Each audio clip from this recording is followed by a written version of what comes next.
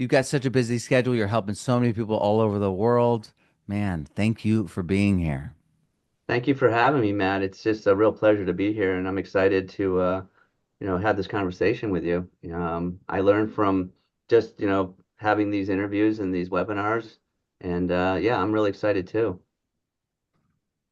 So we met at, I believe it was Regenerative Nexus. We were both attending, and it was just such a instant connection, and it was wild to just discuss the overlap between our prior lives.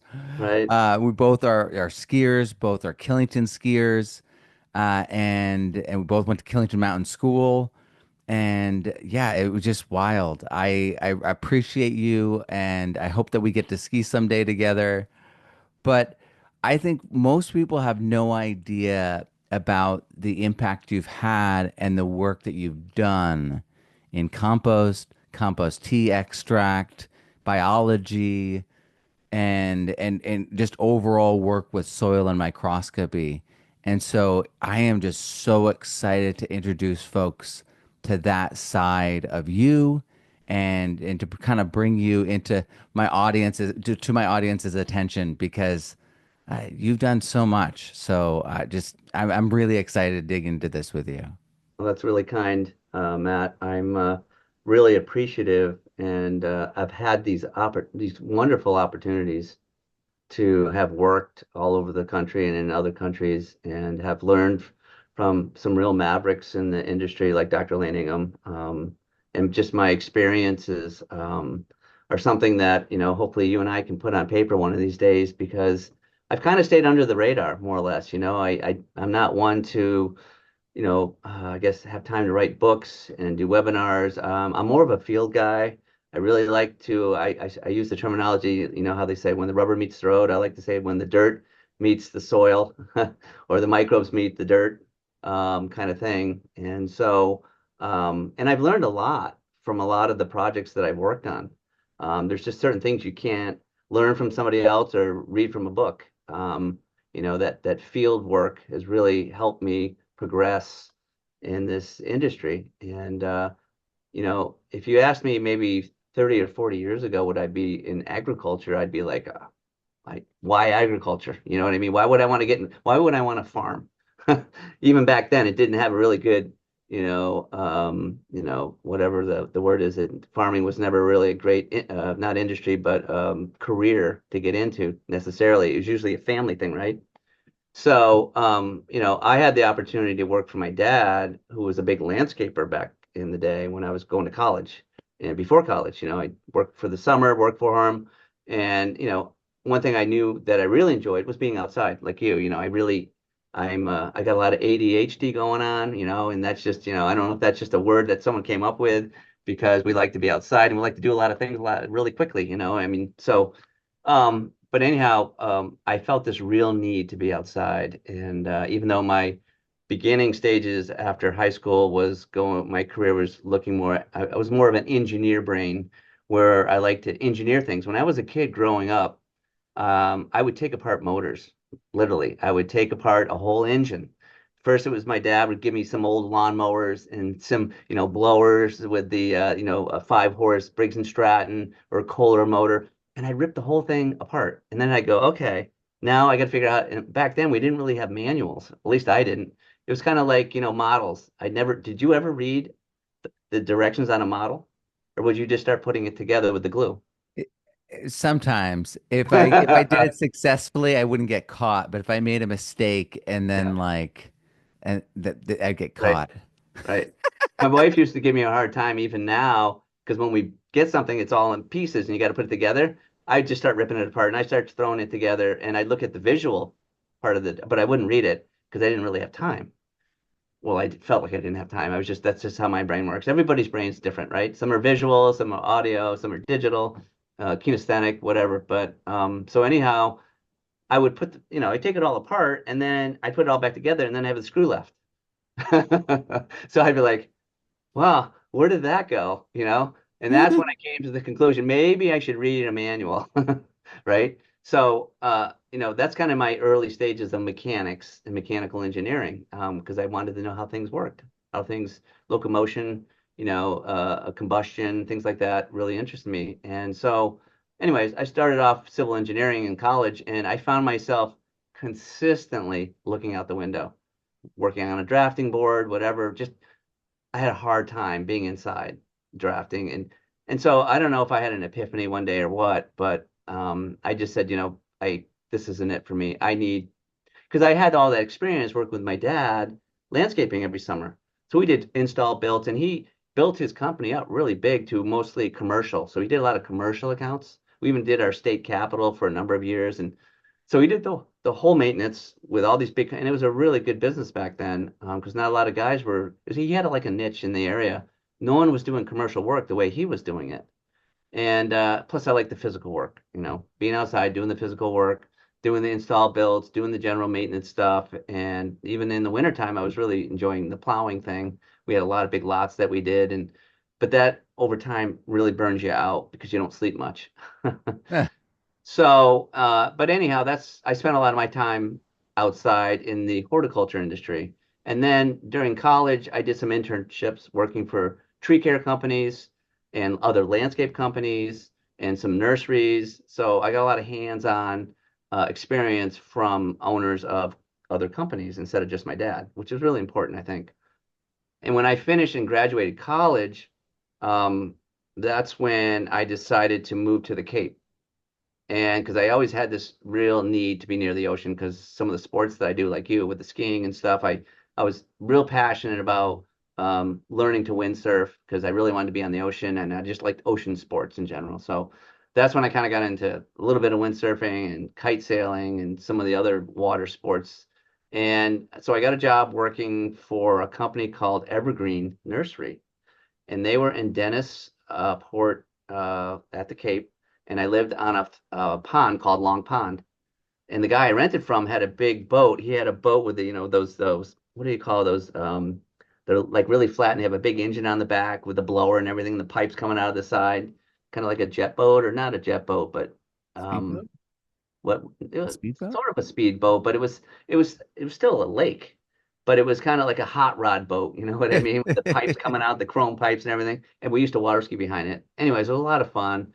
And I learned a lot working for this company. I can't remember the owner. He was a great guy. And they were a pretty big operation at the time, and they had a landscape architect that I met, and she was great. And so we did a lot of install built, and I became a general manager in charge of the tree care company. And that's when I was like really kind of, interested in the whole tree care thing. And that's when I ended up going to school for arboriculture and urban forestry. So I got a 4-year degree in arboriculture urban forestry. And so it's a science degree. It's an actually agricultural science degree, Yeah. but there was forestry and what they call arboriculture, which I really, really liked a lot. So I got into doing the tree care stuff, and because I was into rock climbing, and so I was like, wow, I can actually climb for a living and make money. So I got into it, and I was doing some crazy tree work related stuff. It was dangerous work, as you probably you see some of these guys now, and it wasn't quite as mechanized as it is now with all the cranes and the lifts. But we did have, the lifts were just starting to happen. People were starting to use lifts, uh, not lifts, but cranes. But mostly you'd have lifts, and so I ended up running a lift, a bucket truck, and but I did some crazy speed lining and some really cool technical takedown stuff. I really enjoyed the technical part of it. But then my father-in-law, when I first got married, he goes, "You sure you want to be doing this in like 20 years when you're like 50 and 60 years old?" And I'm thinking about it. I'm going, it is pretty hard work. It's keeping me in shape, and it is pretty dangerous. So when he said that, I said, maybe I need to look into something else that's more lucrative when I'm older, because I really don't think I want to be doing this when I'm older. He's probably right. So, he set that in the back of my mind a long time ago, and that's when I started going to Acres USA conferences.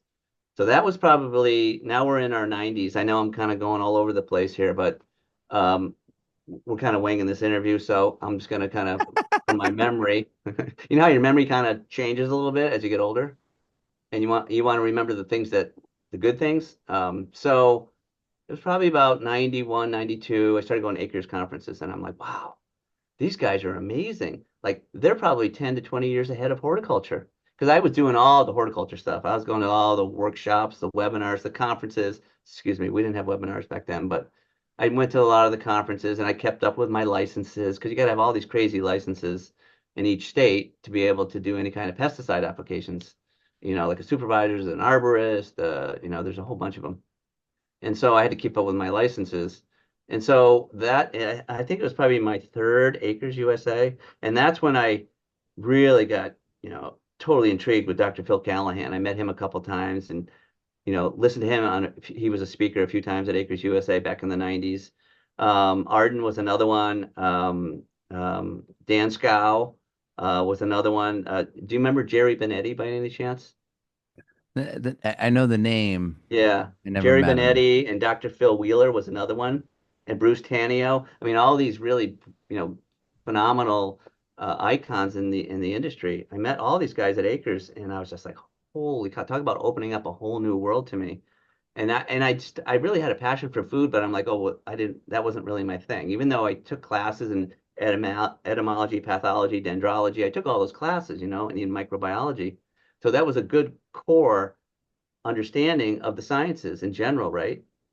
But I always had this thing in the back of my mind where when I was working in the industry, either for my dad or doing my internships or working for other companies, is why do I have to put these poisons down? Why do I have to put these fertilizers down? What is the primary, why is the plant sick? Why is the plant yellow? Why does it have insects? I mean, I was asking that why question in the 90s. Mm. And I started doing some organic stuff and I got involved with Green Pros, they're called in New Jersey, Bob Riley. And he was the first guy that was really offering organics in horticulture. And so I became one of his main distributors. I didn't realize I became one of his biggest distributors with another buddy of mine. And this was back, now we're in the mid 90s probably, doing the acres thing. And that's when I met the Taylor family from Live Earth. And I still actually buy their humate from Live Earth in Emory, Utah. They're just a wonderful family, and I've been buying this humate ever since. I don't know, that was back in the 90s. It's an unbelievable humate. We could have a whole conversation about their type of humate, where it's source. But I got, in the mid, so I probably 93, 94 is when I went to an Acres conference and met Elaine. Ha! Once I heard Elaine's talk, I go, oh my God. Talk about an epiphany. That's when I finally go, oh, that's why. That's why the plants are sick. That's why we got to put all those poisons down. That's why we got to treat the insect. It's because it doesn't have the biology. Right. No one was talking about biology in the early 90s until Elaine, being the maverick that she was, she just put it out there and I'm like, finally, someone, you know, the paradigm shift occurred right there and then. And so I really latched on to Lane and became not only she was one of my main mentors, but also we became really good friends and business colleagues together in those late 90s. And we formed, and she kind of started it, is the Soil Food Advisor Group. So there's probably about 8 to 10 of us total, maybe in the United States total, that were really knew what they were doing, that got involved in this organization called the Soil Food Web Advisor Group. And we were all independent, but then we kind of did some projects together because collectively it was like such an awesome team back then. We learned a lot from each other. And it was called SGI, Sustainable Growth, SG, Sustainable Growth Incorporated. And we formed this group and we'd have, I don't know, bi-weekly meetings and we'd all get together and have these meetings. Probably most people haven't even heard of all this stuff. Um, and if anybody's watching this webinar that was one of the original advisors, I'd love to hear from you because I'm not sure, but there's only maybe 3 or 4 of us left of the original group. Paul Wagner, who's a buddy of mine, and he's in Long Island, still practicing, still doing the soil food web testing. He has his own business like mine in Long Island. And Matt Slaughter, came on the back end, and he's Earth Fort. You've heard of Earth Fort, right? Oh, okay. He's out in Oregon. He bought Elaine's original lab, Okay. and that's it. I don't know where the rest of them went, but over the years, new people came on board, and one of my business colleagues that I work with now, Vivian Caluxalis in Canada, She's the only one that back then, she kind of came in later on, but those are the only original two that I know of that are still practicing it from the 90s. But yeah, so Elaine really was the epiphany for me to, you know, finally realize that there is a better way than using all the poisons and pesticides. I mean, even when I first was, working for my dad, working for these other companies, applying these pesticides, and I hated it. I hated it, but I had to do it. And it's all I knew, and it's what I was taught in college. We learned about all the pesticides, all the different classifications, all the groups of pesticides, all the different synthetic fertilizers, all the salt and the chlorides that destroy the biology. So, talk about a paradigm shift when I saw Elaine for the first time. I'm like, oh my God, you know what I mean? So, um, anyway, so that's when, um, this advisor group where I started expanding beyond just working for other companies. I started my own business with off of my dad's business, doing general, horticulture and mostly tree care because I had that arborist background. So I don't know how many customers I had, probably a couple hundred maybe, and I was taking the winter off because I didn't want to plow anymore. You know what I mean? And I got hooked up with this group in Germany, and I ended up working in Switzerland for 3 winters in a row, or 4 winters in a row. I think did you and I have this conversation? I think we had a conversation about a ski racing, like our ski girl you met Oh, over okay. there, but not this one. Yeah. So I'll make this really short because it was a lot of fun. But I had the opportunity to work for a Fifth Horizon, a German group, and I was basically teaching out of bounds skiing. But they had to be an expert skier even to make it to skiing with me. But I had 3 years of that, and I worked in Switzerland for 2 or 3 months, and man, that was a blast. That was just something. Anyway, that was just a great experience. And so then I'd be all hyped up in the spring, coming home from that, and then I start my business. And then I started doing some consulting. More of it was word of mouth by default. It's nothing I planned on doing back in the, so now we're in the probably late 90s, early 2000s. And I'm trying to think what my first real gig was. I know it was probably through Elaine or with Elaine. Um, I'm gonna have to think of that one, where that one was. My mind's just not quite there in the past, some of my beginning projects, but um, I know that I worked in Idaho. That was probably my first project. It was called Sustainable Growth. It was the SGI, and they were out of Idaho. And Ray and his partner, um, they were the first ones that were doing large scale compost extract. Hmm. And I have a whole presentation on it. I may have sent it to you, but that was 2004. And the Ronic extractor was experimental. And there's a gal in Texas who became a friend of mine. Oh, she was one of the other soil food advisors back then, the original ones.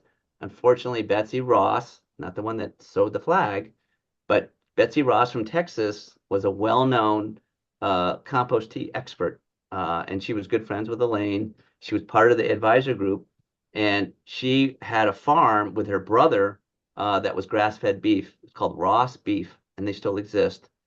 And I got to tell you, it was some of the best grass-fed, grass-finished beef that I have ever had because I spent a few weeks at her farm with her. And I have a whole PowerPoint on that. Geez, man, I got so many PowerPoints. I could send you all these projects. But and so I had the opportunity to spend 2 weeks on her farm, and I apologize for going all over the place, but I'm just It's giving you a little great. history. So I hadn't seen compost extract before at this level, at this scale. So Betsy was doing it on a pretty big scale, and they were doing it out of a pickup truck. So they had like an ovate tank, not a round tank, so you wouldn't get any biofilm, or corners and edges to settle that weren't being aerated. But she they were basically doing all their fields with a pickup truck, and they had a big tank in it, and they was just ripping up and down the field with this truck with the man-made boom, and they were spraying it out on this field. And it was wild to see the different species changing, because ever since I was there for that 2 weeks, I was always following up on how her progress was going. And she pushed her field so hard in one direction biologically. But within a month, we saw a whole bunch of these really aggressive, woody, stalky species. One was called, from what I remember, called Mexican hat. You ever heard that one in Texas? It's nasty. but it rarely grows in most fields in Texas. And so what happens is because she put so much fungal, because it was real bacterial originally, because she was growing Bermuda grass, which was the grass-fed, beef. They were actually they were grazing on the Bermuda grass. And so they were having issues with it because it was too bacterial, right? Yeah. So they were getting other invasive annual species coming in because it was too bacterial, compaction, the whole nine yards. I don't have to get into the science of it, but so she started doing applications with the first Ronic extractor that she had, and they started pushing the system in such a hard direction with fungal foods that all these invasive weeds, it went from one extreme to the other, from real back to real fungal. And it was pretty cool to have seen that just by manipulating the biology. And again, this was over a period of time, obviously, but it just shows you the power of the biology because she was making really good, they say, I like to call it ecologically complete compost. Can we say that here? So it was back then, it was actually really good ecologically complete compost because she was assessing it. She had the skill set under the microscope to assess her compost, and her company, they were producing some really good compost, which back then there wasn't a lot of good compost out there. There still isn't a lot of good compost out there, but back then it was a total hit and miss with compost and making extracts. And so from there, like I said, I spent like 2 weeks working for her, and every night they would have obviously the beef. It was either hamburgers or it was different cuts of the cattle, and oh my God, it was like nothing I've ever tasted. I didn't realize beef was that good. I guess she has some of the highest omega-3 fatty acids than any other beef in the country. Mm. If you go to Ross, I'm pretty sure they're still in business. Ross Beef, I think they're still in business there in Texas. And I got to figure out what town it is. But that was just an enlightening time that I learned a lot about compost extracts. But then this in Idaho, one of the other advisors, uh, Ray Gore, I think his name was, and Lindsay, they were advisors. I spent some time with them and I actually started consulting with them. Now I have a whole PowerPoint on their operation, but I helped them scale it to a point where we were doing almost, I think we did 200 over 200,000 gallons in 24 hours because we had three different shifts. The company progressed so quickly. It was a partnership. Ray and his partner, his dad had a big dairy farm and also produced a boatload of dairy manure. So that was kind of the source that we were using to feed the worms that we were making into an extract. So we had Yeah. the second Rona extractor. I think there was only maybe two extractors. And so we took it to a whole nother scale. And so SSI was strictly consulting, producing extract, and doing and having the data for I mean, we have all the testimonials from all the farmers. I mean, I could spend a whole PowerPoint, a whole presentation with you going over this, my first real big consulting job experience, I would say. But anyways, so we were quantifying the compost and quantifying the extract because we had hired a full-time soil food lab tech, Chandrapa. And Chandrapa had gone through all of Elaine's classes. And I'm still in touch with Chandrapa even from back then. And he was great. I ended up hiring him for my lab here when I first opened my lab in 2008. So, but back in 2004, SSI, we saw some dramatic things happening out in the fields because this is all we did was make compost, make extract, and sell it as a program to these farmers. And they would write up testimonials. And I had the original testimonials, handwritten testimonials of before and after treatments. Mm. That's awesome. And we were doing wheat. We were doing I know that we were doing beans. We were doing a Horizon Dairy. We had a big project with Horizon Dairy. Corn and soy, alfalfa. What's interesting, the alfalfa thing, I know with Betsy in Texas, they say that you can't grow alfalfa in Texas because of the is it rot? I don't know if it's a rhizoctonia. It's one of those root rots that they get because of the humidity in Texas. I guess you just can't really get maybe one or two cuttings, one or two at least, if that even with alfalfa. But I have a PowerPoint showing that you can actually grow alfalfa in Texas with a biological program. And you could see the bent grass coming in where the root rot was, but Mhm. by applying the extract, it kept it at bay. So they were just saying that the openings were really small. And I did a whole interview with her on one of her clients, and they were getting 3 to 4 cuttings on that field, which is unheard of in Mm. Texas. And now, again, this was back in 2004. But I mean, it was pretty amazing what she was doing back then with soil biology and extracts.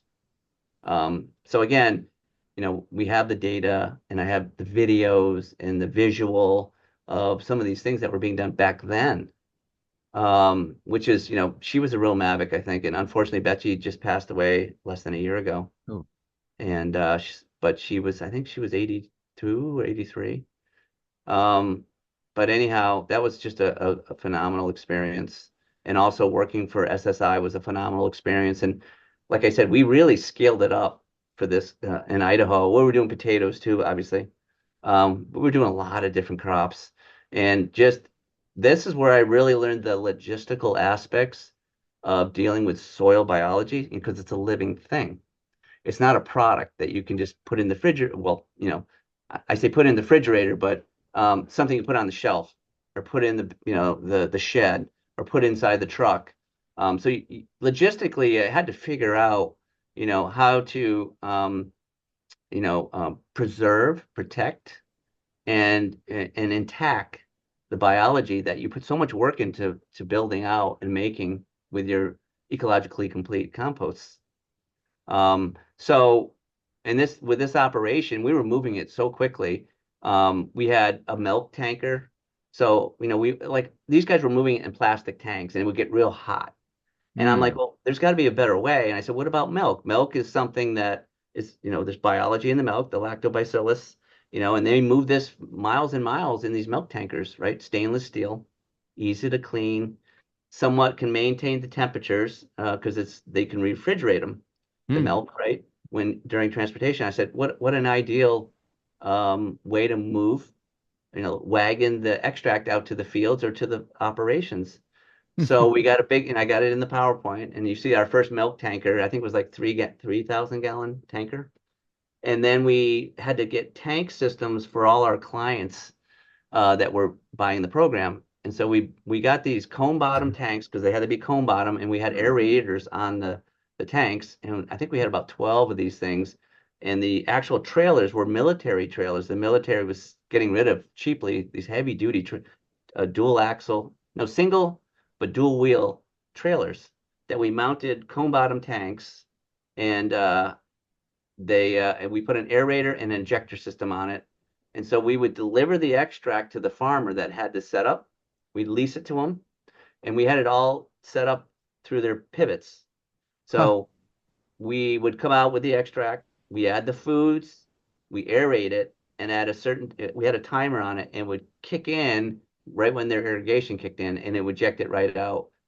So logistically, you got to make sure you pick these things up and clean them in time because, and there was issues and challenges logistically because someone would be sick, the weather, there was a breakdown, there's a flat tire, so I learned so much from this original project when it came to logistics and having backups. So I never had a backup and things would always happen. Like, the biofilm on that thing sat there for 3 days in 100-degree temperatures.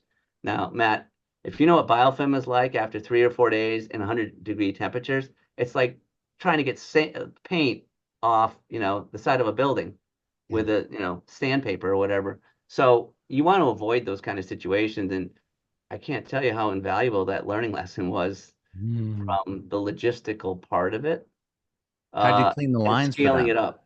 What's that? How'd you clean the lines for them? Yeah, so well, originally the tankers would get picked up.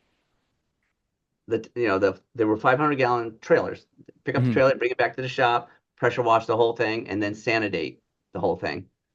And that's when we started using a product called Sanday. We had, all the other cleaners from bleach to alcohol to, some of the other, toxic cleaners we were using back then. But there's a product that we started using called Sanidate 5.0, which is something they use in a lot of schools and municipalities. It's hydrogen peroxide, oxypersic acid. So it's pretty inert once it does its thing, at least with microbes and biofilm.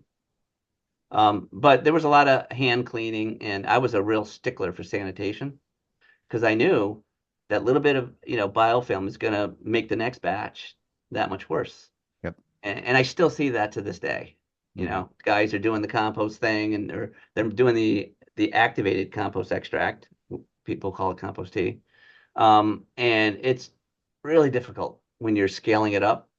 I'd rather deliver the biology dormant and deliver the foods with it, or the foods first and then the dormant biology. When you're scaling it up to that size, it's super challenging to activate the biology. I think everybody knows that. And if they don't, they'll figure it out later.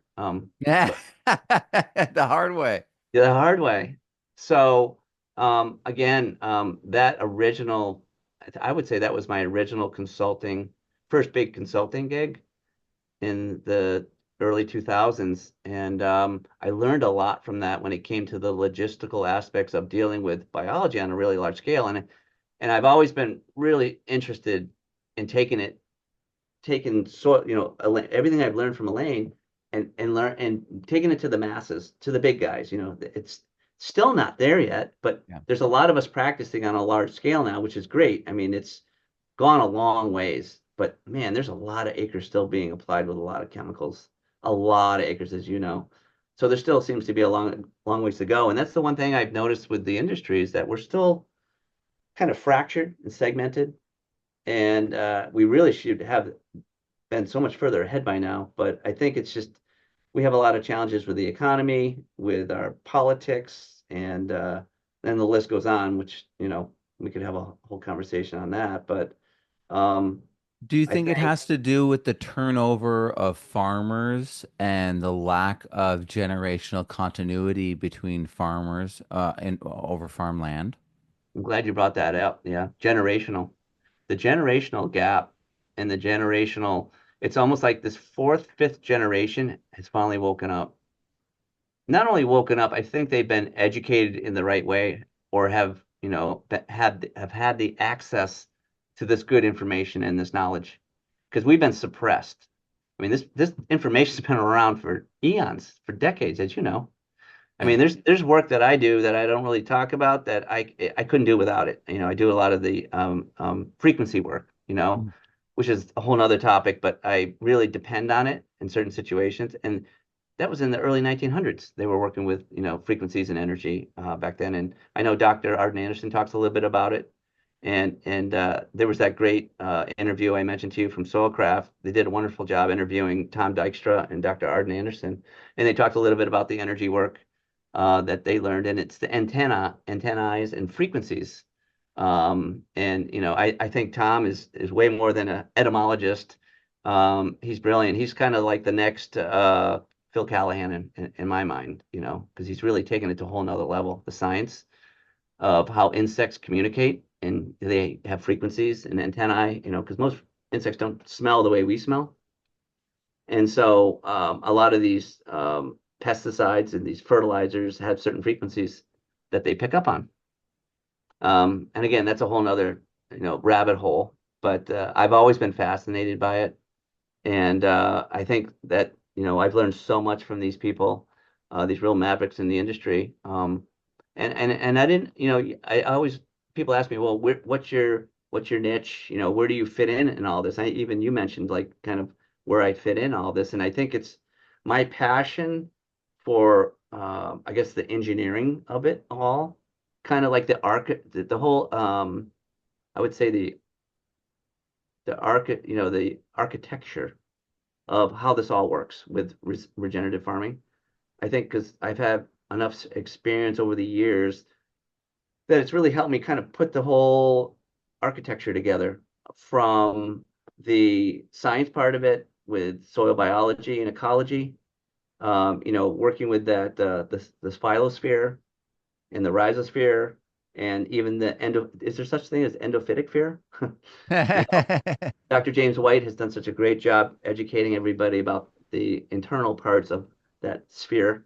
Um, but I think it's understanding all those different spheres and how to manage them on a large scale and how to communicate. I mean, that's another thing is I find that half the energy that I put into working with my clients is communication, creating that partnership, friendship, and working with them on a whole different level than just regular business. Because I'm a gotta get her done kind of guy. I just there's just when you're putting together a big project like this, there's no room for mistakes. When we're doing this type of work, the smallest mistake can ruin a company. It can ruin an industry. For example, some of the E. coli issues that we hear about, where the manure from another farm ran into a regenerative farm, and that regenerative farm is getting fined because there's E. coli on their, lettuce, and or spinach or whatever. There's been all kinds of things that have occurred. You probably know. And so those are the things we have to try to avoid, especially because we're making this biology. We can make E. coli if we don't know what we're doing. And Because, it's endophytic. And a lot of people I mean, that's why it's in the lettuce and it sticks. It's right. endophytic. Hmm. So the Exactly. plant will gladly work with it. Right. Right. Right. So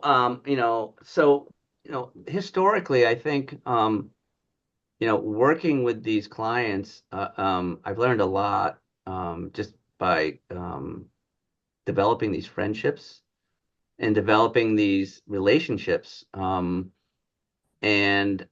I think my niche is really, logistics, Dr. Ray Archuleta. I say Dr. Ray Archuleta.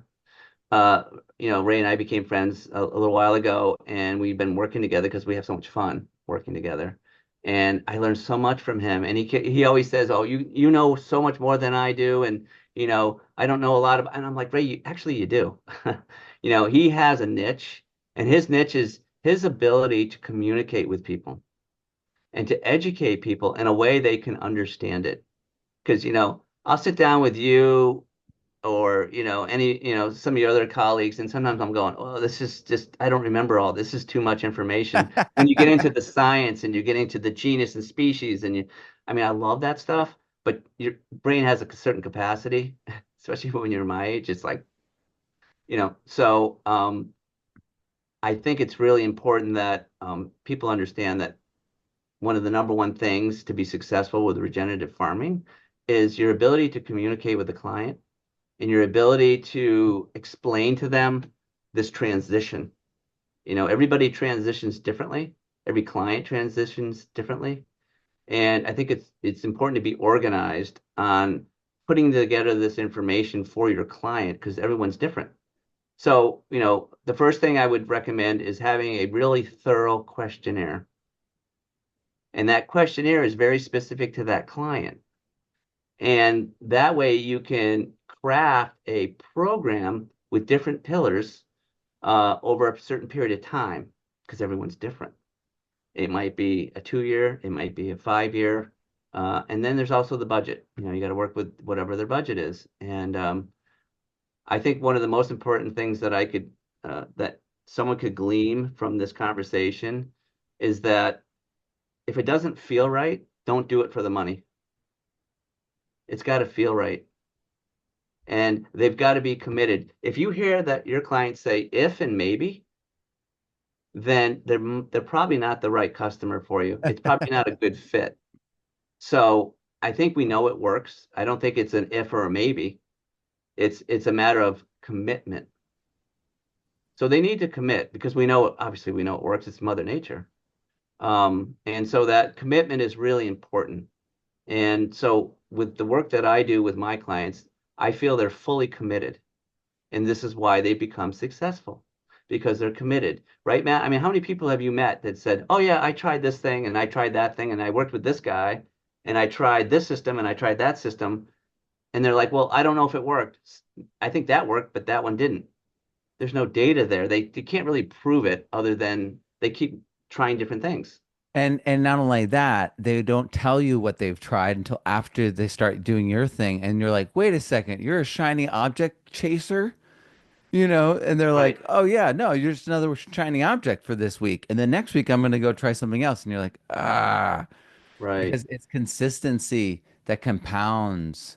Yeah. And I also think, you uniquely have had the ability to look into that world and see, is it really working? Is it really changing?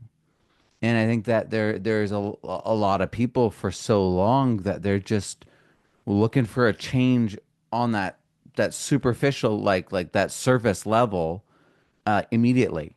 And Yeah. some things, when they're missing and you add it, it does that. It's an immediate reaction. Yeah. Some things, nitrate rich compost in a vegetative stage, woo, Yeah. you'll make it green. Oh But yeah. but the bigger flywheel and also more resiliency oriented, more foundational oriented benefits take that time, take that 2 to 3 years, even 5 year full transition, especially if you're in certain areas with certain challenges, or Hmm. if you've got a history of degradation or poisoning and now you need remediation. Yeah. Absolutely.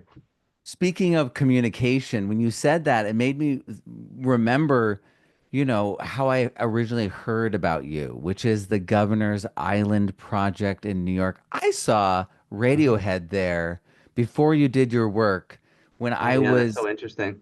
in Yeah. college, and I knew that space. I knew how degraded it was. It just was another part of New York City. It looks much the same, And how did you end up with that gig? Because A, that's an amazing gig and opportunity. And, you saying things like it has to go work.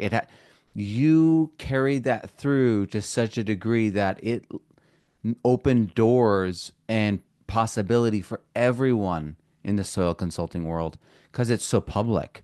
Mm-hmm. Everyone in the compost world and even in mycorrhizal world because you use mycorrhizal fungi too. Hmm. So you hit the ball so far down the field. Let's start there. How did that even start? Well, it's interesting. That project was definitely an interesting project because we were supposed to be given like at least 3 years. I told them 3 to 5 years for this project for things to really happen. That's the typical number, right? That we use. How long is it going to take to transition?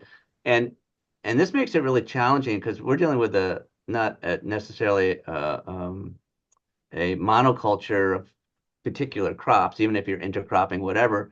We're dealing with a polyculture of so many different types of plants, But and again, it's horticulture, it's not food. And then you're also trying to grow these plants in the city and dirt. And underneath the dirt is toxic rubble from the barracks. So, I took that project on, I think it was 2014, right? 15, 16. And it what came through, I think there's a few big landscape companies in the country that now Brightview they're called. They bought a lot of these other companies. They're kind of right now I know the largest landscape company in the country Hmm. because they have purchased other smaller companies. And I think were they Brightview back then or Valley Crest? I think they were maybe Valley Crest during that project. So they had been working with a landscape architect, Michael Van Valkenburg, and he's a well-known architect in New York and Boston. Are you familiar with the name? No. He does some just incredible designs, landscape architectural wise. And if you look on his website, you'll see some amazing projects he's done all over the country, including New York and Boston, because his firm's out in New York and Boston. And he, I guess, apparently, I don't know a lot of history on how he found out about soil food web, but I guess he sat in on one of Elaine's talks way back when. And I say way back when, maybe 20 years ago. And for him, it was one of those aha moments as a landscape architect that, not only do they design the landscape for these, elaborate corporate buildings and parks and whatever, but they also design soil. They engineer the soil because they know they can't work with just dirt or whatever soil they pull out of a forest and expect it to grow the plants well because he didn't understand anything about soil biology. He just understand the engineering of soil, the mechanics of soil, your sand, silts, and clays, and your percentages. that gradation that you get on a good loam soil. Nothing about biology. So when he sat in on Elaine's talk, it definitely must have been one of those epiphanies, ahas, because he got involved with Elaine and actually wrote into all his specs, Elaine's specs, or our specs back then, on the certain levels, the minimum levels and the ideal levels of bacteria, fungi, protozoa, all the things they never looked at before in these engineered soils. So think about it. So you have this beautiful loam they would build. They'd engineer it. Have you seen them make these soils? Oh, they have the big tromble screens and they separate, the sands and the clays and they mix them perfectly. And it's beautiful looking soil. Doesn't necessarily smell beautiful, but it looks beautiful. And so, the plants they would grow extremely well in these soils because they were permeable. They had the right amount of oxygen in them. There was good, and, the water would drain well. So things would diffuse at a consistent rate because they did a physical analysis of the soil.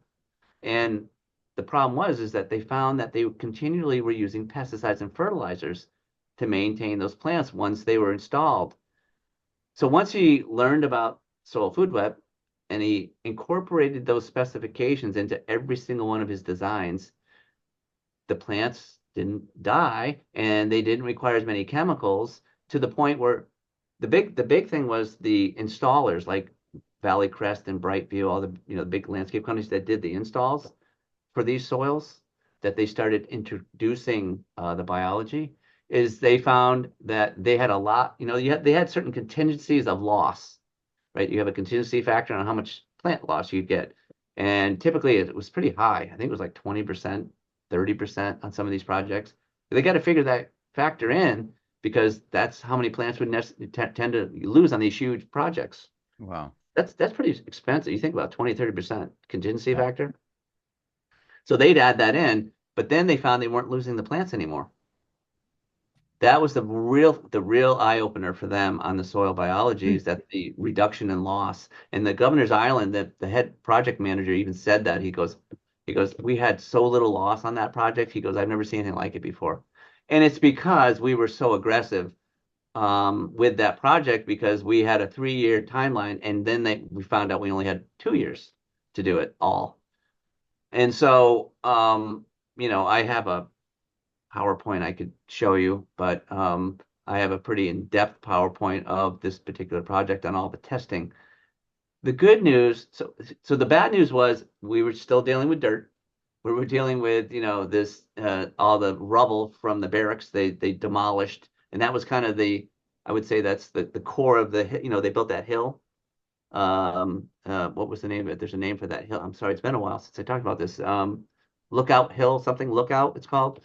But it's pretty cool park because it's built on this entire mountain. And the core of this mountain was the rubble from the buildings because they couldn't bring in that much topsoil. It was just going to be too expensive because it's an island. So they had to barge the soil in on barges. Oh. Um, and so this particular soil, the good news is that they had a lot of money to put into what we call the LBA. And that was the first time what's LBA? So the landscape architects like to be a little more technical with their terminology. They didn't like the word compostee. And people would roll their eyes in meetings and stuff when you said compostee. So they called it LBA. And so I was first introduced to the terminology LBA a little before Brightview because I had some other commercial projects that I was doing. Liquid biological amendment.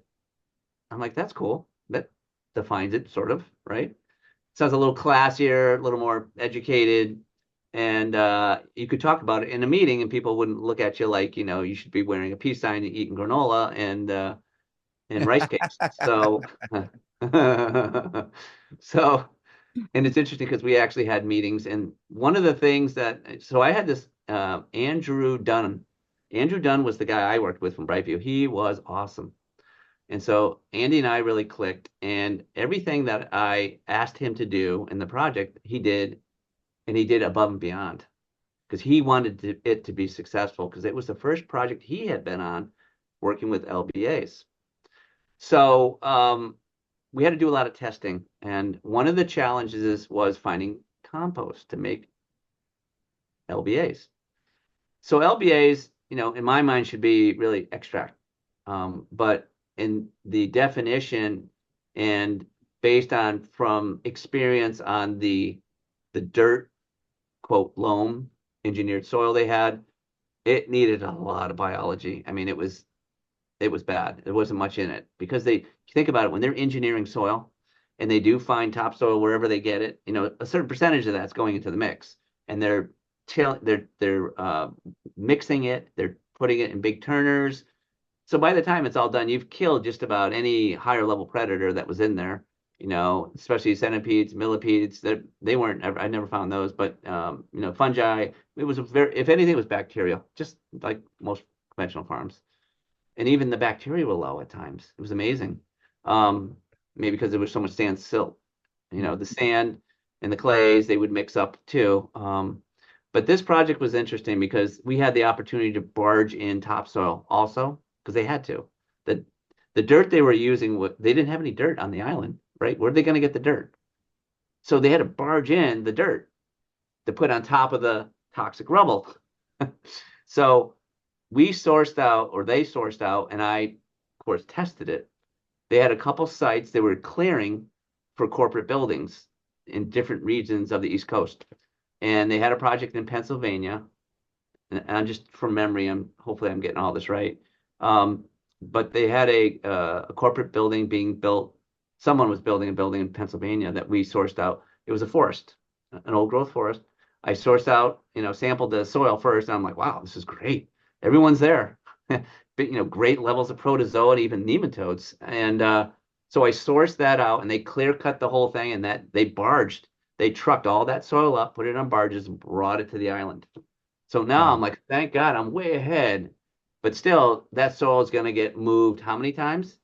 It's going to get bulldozed, squished, put in trucks, transported, dumped onto a barge, brought over to the island, scooped up with big loaders, put in big pile. I got photos of this. I'm gonna have to show you this. So, so then there they sit, giant piles of, I guess I'll say loam soil. It wasn't dirt. It was pretty good at the time when I sampled it. It was good. But then they had a couple weather events, heavy rain, and I said, I don't like where these are located. They should be up on a hill. They should have good drainage. Things should pitch. And I went there one day and I saw little puddles all around where the staging area was, where these giant piles of topsoil were. And I said, that's not good. And I made a point to have them take photos after a rain event. And it was the whole area was underwater practically before it actually would drain. So right away, I knew the bottom of those piles were going to have to go. We're going to have to they totally went anaerobic. I, Oof. I I would never have known had I not done my due diligence when I saw a few puddles that one day. I even had pictures when I was walking around, saw little puddles. And I said, wait a second, we might have an issue here. Because originally I asked him, where are you going to stage this? And he goes, well, this is the only spot. It's between these buildings and, where the factories where they were working and stuff on the island. I'm like, oh, this isn't really good. I said, this is like, an accident waiting to happen. And it, Mm. it happened. Shoulda, coulda, you know what I mean? Yeah. It happened. But I knew in advance not to pull from the bottom of those piles. So we just pulled from the top. So the good news is that we did have some loam to work with. And when it came to the LBA program, I knew that other people were doing the work. So logistically, I had to put systems in place. One is I had to build a sprayer with them because back then there was no, well, back then I had already built a lot of different rigs specifically for biology. Hmm. And as you know, it needs to be passive. And either it has to be aerated or it has to be a passive system where you're not slicing and dicing. And it's also got to be a system commercially that you can easily clean and disinfect. And I think I was one of the first ones to develop these. Could have been others out there, but I know when I started my franchise in 2008, I designed like a dozen rigs for this franchise, and they were very specific for taking extract and making them into activated aerated extract, compost tea. So I built a special rig for them and they wanted to do it in-house. So I had to train their operators. I had to custom build the equipment for them, like the sprayer. And then we were making extract, but then we had to aerate it. So, Bob Poskalis, who's a friend of mine from GOT, you familiar with the GOT brewers? Yeah, I'm So Bob familiar. and I got together and he already had the GOT 250s back then. And so I had them source out three of those. So three of those at 250, well, you can only put about 200 gallons in there. So you got about 600 gallons a batch, Mm. right? And in the world of big ag, that's not enough because we deal with thousands and tens of thousands of gallons. But in that situation, it was perfect. So we would make our compost teas in the GOT brewer. But all the foods for feeding the microbes, it's really easy to over apply or overfeed the microbes. Because it was a commercial project and there were other people doing it, I prepared all the different foods pre-measured in packets so they didn't have to measure and make a mistake. So every day they had all their food sources in pre-measured containers that they would just go bloop and A, B, C. They didn't have to even know what it was because some of the folks didn't speak Spanish, they couldn't read the English label, whatever. So I made it foolproof in that respect. And then I put a cleaning disinfectant protocol in. So I actually put a field guide together for them that I made sure everyone on the project was involved. And that's another really important thing because a lot of times you have so many different players, and if you don't have everybody involved in the project, there's always issues down the road when you're dealing with these big projects. Hmm. So I had the engineer, project engineer, the irrigation contractor, the, I mean, there's probably like 10 or 12 people. Again, it's in my PowerPoint. You see everybody sitting down at the table, and I'm going through this field guide, explaining to them this entire process. So again, logistics. Right. So, and I learned this from just doing, no one ever, I never met anybody or worked with anybody that had done this stuff before, right? No one was doing it yet. So I've kind of evolved. Each project I evolve a little more, because I learn from my mistakes and their mistakes. And so this project, though, that was probably, I was already into it for about 10 years now. So with these kind of projects, but nothing like this. This was different because one of the challenges is, like I mentioned, there's so many different plants. And so what I wanted to do is find several different composts to create the diversity. It was hard to find a lot of diversity in all the so here I am sourcing out compost to make LBAs. That was one of my responsibilities as a consultant. So and I knew people that had pretty good compost, but back then it was hard to find the ecologically complete compost. And so I sourced out, there was a gentleman in Cape that I knew that was making really good compost because I tested it. That was one of the advantages of this project is I had my own soil food web lab. And so, I opened my lab up in 2008. That was when I opened up. This project was 2014. So I was well on with my lab and I had several different lab managers working my lab. So, the testing was really important, doing the soil food web testing, quantifying everything, and they had the funds to do it, which was really great. Um, Rare. so, I was able to test the different composts, and I'm trying to source out compost to make the LBAs, and they actually had a compost facility on the island. And so I met the gentleman, and they were doing the static pile aeration piles, the ASP piles, and they were making okay compost. I mean, obviously I tested. You'll see in my report in my presentation, I have all the different compost that I sourced. I think I had 5 different sources, and it was really interesting because each source had a certain community of microbes that were really good, but never any of them had all 5. Huh. So what I did is I took a certain percentage based on the quantification of the microbe communities, right? So if I had, let's just say, you know, 20% of fungi in this one compost, but then this other compost had only 10%, but then another one maybe had a 40%, So I had this database that I built and I put it in there and it kind of formulated the different sources that I had. And I came up with like 3 or 4 different composts. Together, I had the entire food web. You Huh. follow me? Yeah. Because I had all these different sources. I had my source that I was using, but I was actually in-house making my own vermicompost, so I had a lot of control over it, you know.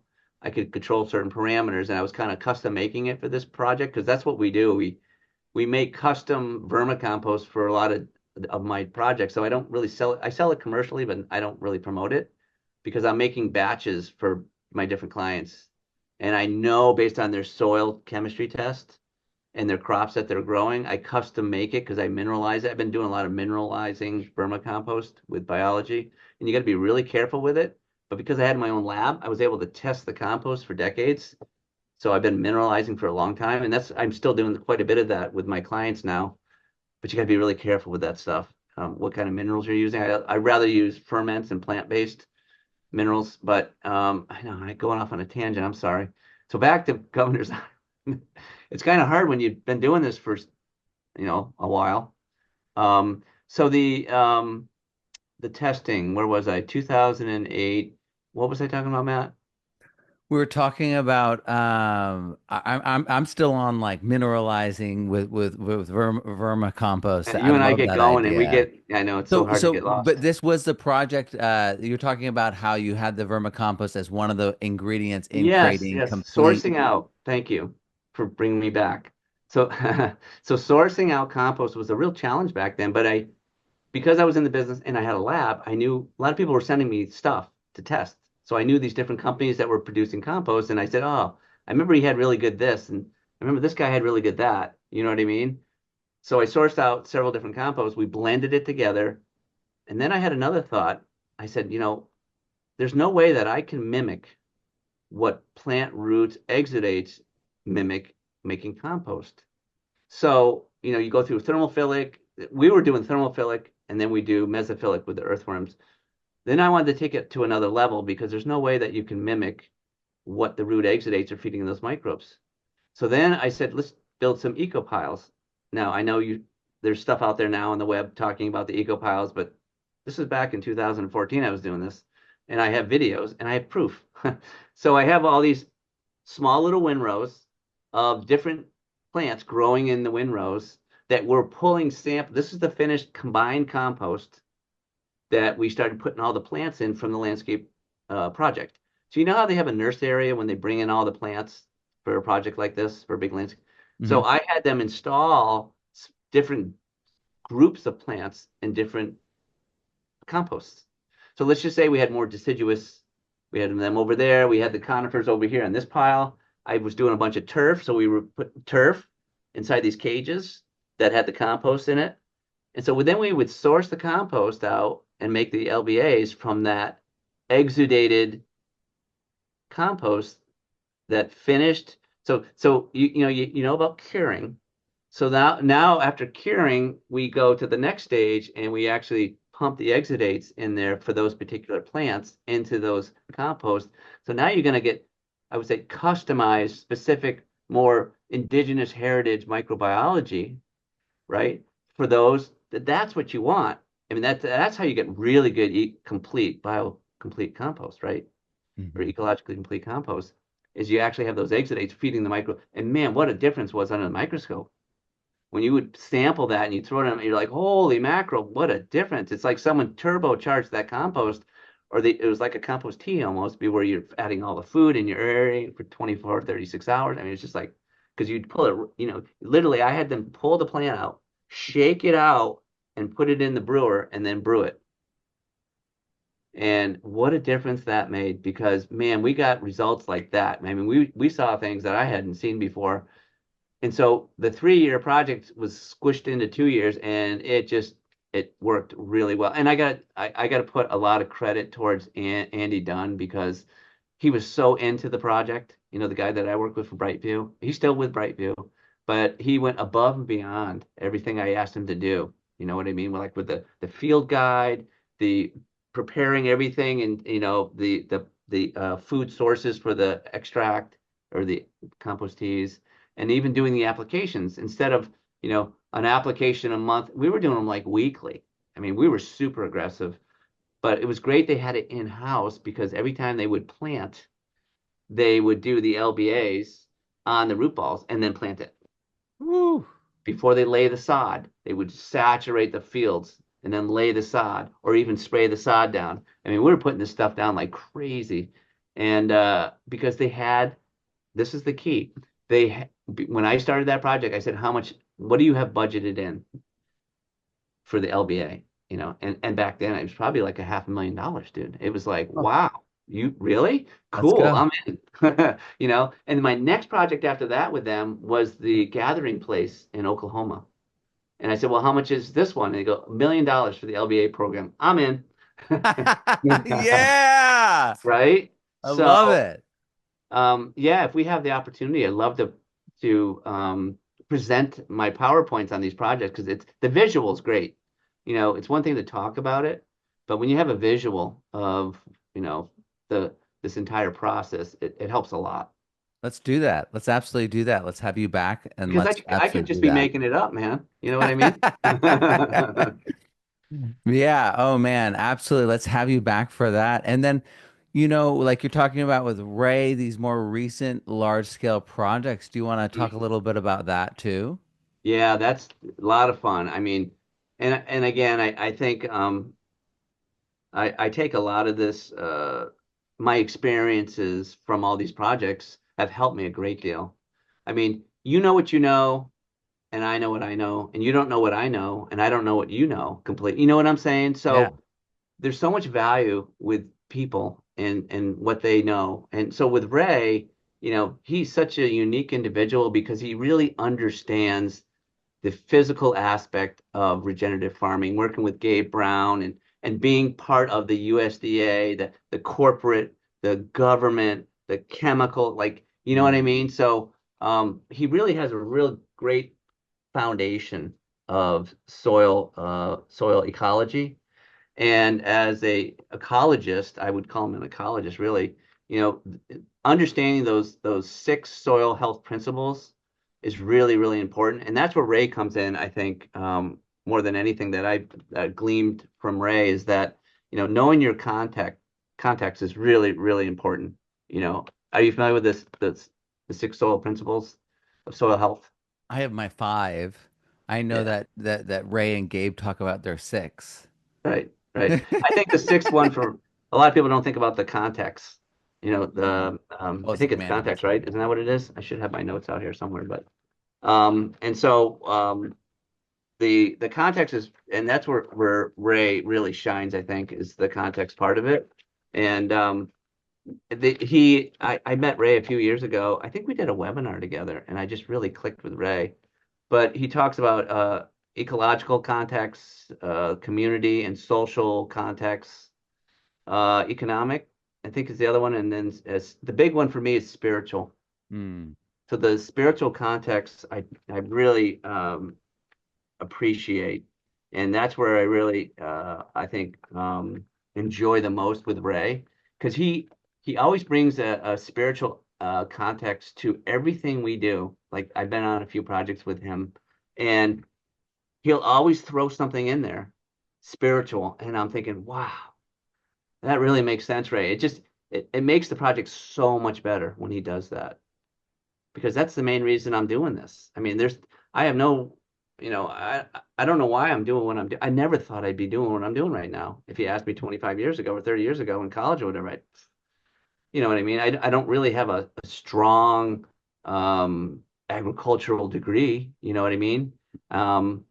But I feel like I'm doing what I'm supposed to. God, this is what I was intended to do, and I was intended to meet people like Ray, like you, to take it to a whole nother level because you can't do it alone. You know what I mean? I feel like I've been alone a lot over the decades, figuring it out on my own because there wasn't anybody doing it back then. Someone had to figure it out, right?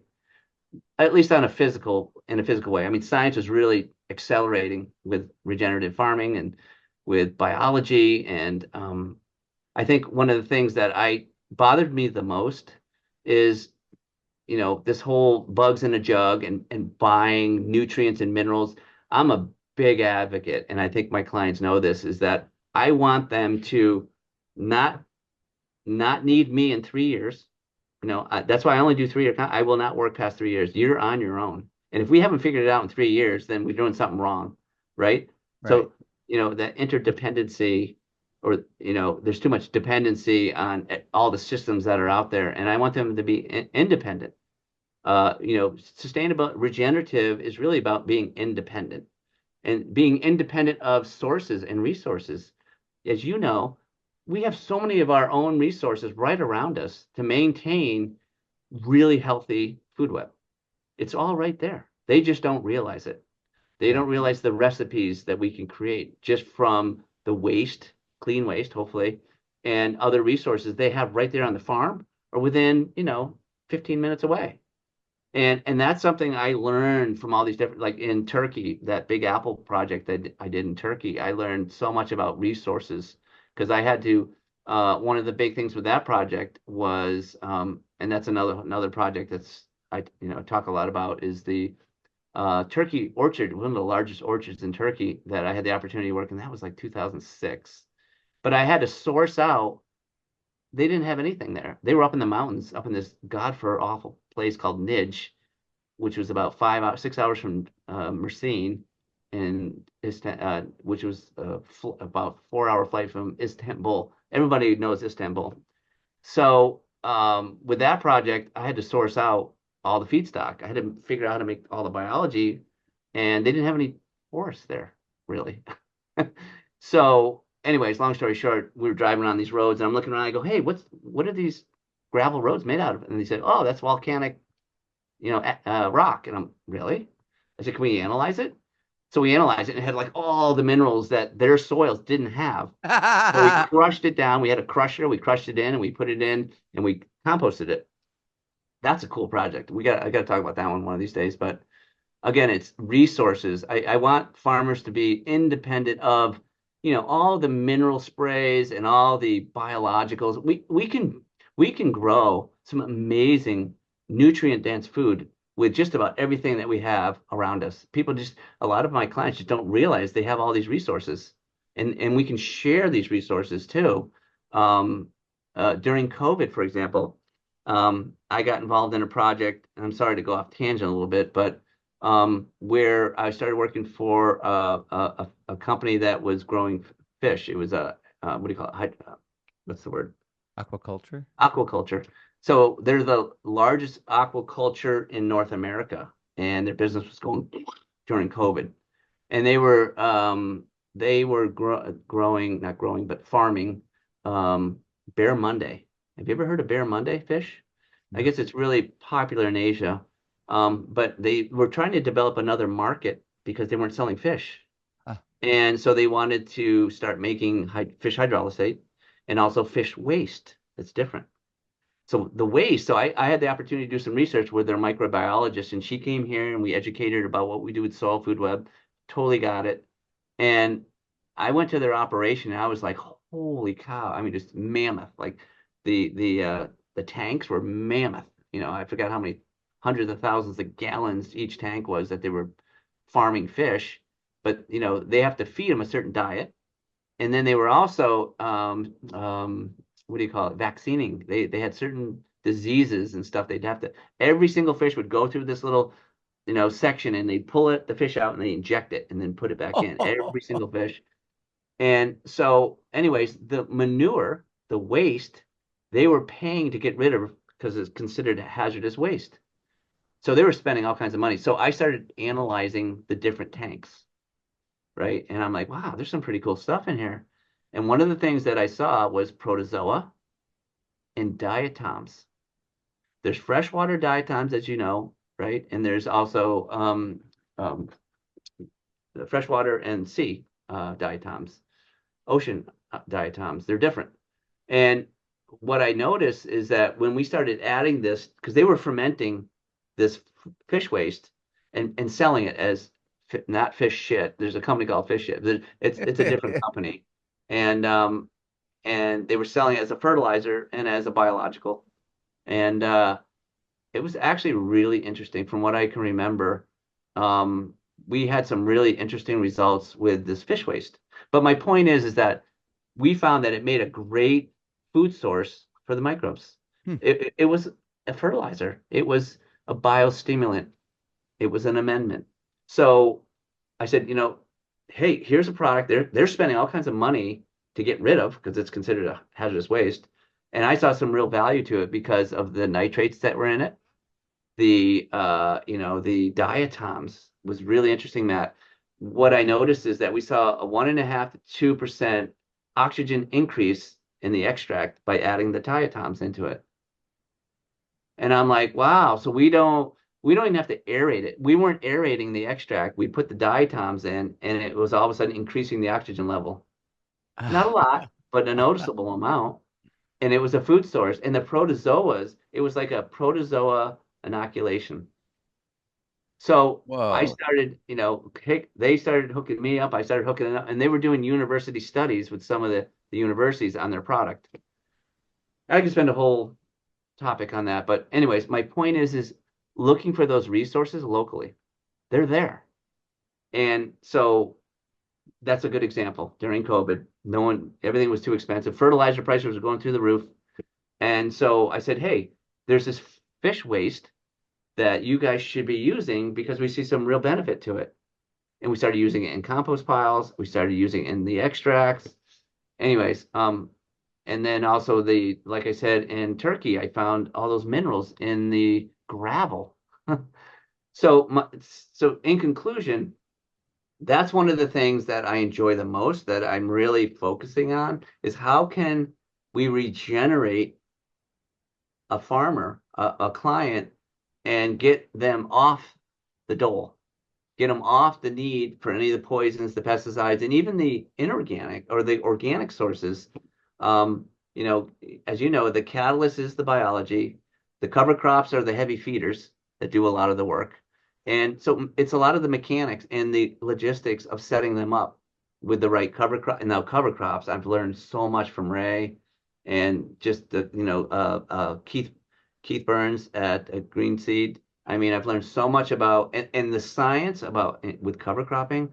There's so much they still don't know, and they're learning so much with cover crops because you have your different groups. You have your annuals, you have your perennials, you have certain cover crops that will terminate because they're an annual, or they'll terminate because of the pith, the way they grow. They're easy to lay over and kill them because of the stalk.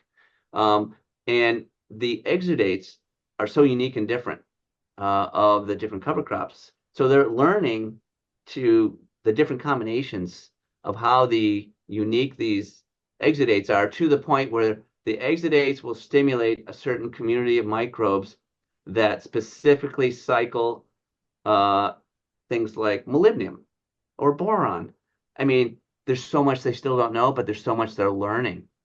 So eventually, someday, and I had these really deep conversations with Keith and some of these other experts with cover crops where, you'll be able to put out a mix that not only will provide all the foods or not foods, but nutrients for that particular crop, like nitrogen fixers, the rhizobacter, um, but they might have not, that mix might have been inoculated with azobacter, azospirillum. Some of those free living bacteria will be on the seed coating, right? So it's like a whole food. Everything will be there with these cover crops. These what do they call them? Service crops. That's another term they're using, right? Service crops, because they're servicing a certain part of growing your cash crop, and where between you know producing the biology with compost and extracts, and then putting the cover crops in is going to do everything. We won't need any fertilizers, any pesticides. And you'll get, my goal is to be able to source everything local and to have a really nutrient dense crop that's literally will someday be defined as medicine, Absolutely. right? Yeah. Yeah. Yeah, and So it's exciting times. It really is. I think the cover crops being keyed into releasing and opening the soil so that certain nutrients are there is really dependent on making sure that the microbes are there. And so it's like it's the Right. microbes that facilitates those cover crops. But as Dr. James White has said, these things can become regenerative, Right. meaning that next year they come back. And in fact, the flywheel of life is such that it begets a greater circumstance or a greater context every time. So there's Right. more soil organic matter, there's more potential release, there's more, and Well, it's like it's the, really that, exciting. yeah, we talked about the context, right? And then, minimizing disturbances, maintaining living roots. We're talking about maximizing diversity. We've been talking about keeping the soil covered. We've been talking about and integrating livestock, which I am so fascinated by amp grazing and some of these techniques like Gabe Brown has brought into play. And some of these other folks in other countries were actually I met and became friends with one of the top um, cover crop experts in the world, and he looks like Steven Seagal. Try And to chop you? what's that? You try to chop you? Yeah, yeah, yeah. So but back to Ray. So that's where Ray and I really, work really well together because he understands all these principles of soil health. Where I come into play is the biology part and the sourcing part. you know, and one of the projects we went on, because you asked me about some of the projects, right? So, it's very new, our relationship and also working together. But it's a real synergy. And one of the things I found, like we would go out into the field, like it's funny. So I'm working on two of the most addictive plants on this planet. My wife goes, I'm going, what are you talking about, honey? She goes, well, think about it. You're working with you you're working with cocaine. No, you're working with sugar and you're working with tobacco. And I'm like, oh, I never even thought about that. Sugar and tobacco, those are pretty addictive plants, right? And But sugar can how become exciting, chacaza in Brazil, right? So it's right? alcohol too. Sugar rum, right? Right, right, right. So the company I've been kind of on and off with is Santa Ana, one of the largest sugarcane operations. They phenomenal. What a experience it was going there and seeing their operation. Dude, it was something like out of Star Wars. It was so huge. I mean, they got several thousand employees, but have you ever seen a sugarcane operation before? So they got these, like the trailers, they have to custom build because no one builds them. Like in Star Wars, like you see these gigantic, massive, whatever, like I don't know, spaceships. Like, how does the spaceship that big even fly? They have these giant trailers, they're cages. They have to have them made, and they're in a train, like they connect them to each other, and then they have this massive tractor that they have to have custom ordered because of the power it needs to pull these things. And they're full of sugar cane, and they come in and they get all weighed, and it's just such a massive operation. And so their primary business is biofuel, so they sell energy back because they burn the canes. And the byproduct, really, it's the waste product, is called bagasse. And they have acres or hectare and hectare and hectare of this biogas and windrows. That's their compost. When the president said, "Oh, we want to get an extractor, we want to make extract with our compost," right? And so with Ray's good because he'll get out there, he gets right out in the ground and he starts digging. He goes, I want a hole over there. I want you to dig over here. And he'll jump right into the hole. He'll look at the gradation and start talking about the roots and the soil and the texture and he really gets into the physical aspect of soils, which is, everyone's looking at him and listening to him and he speaks really good Spanish too. So that helps because obviously there's a language barrier.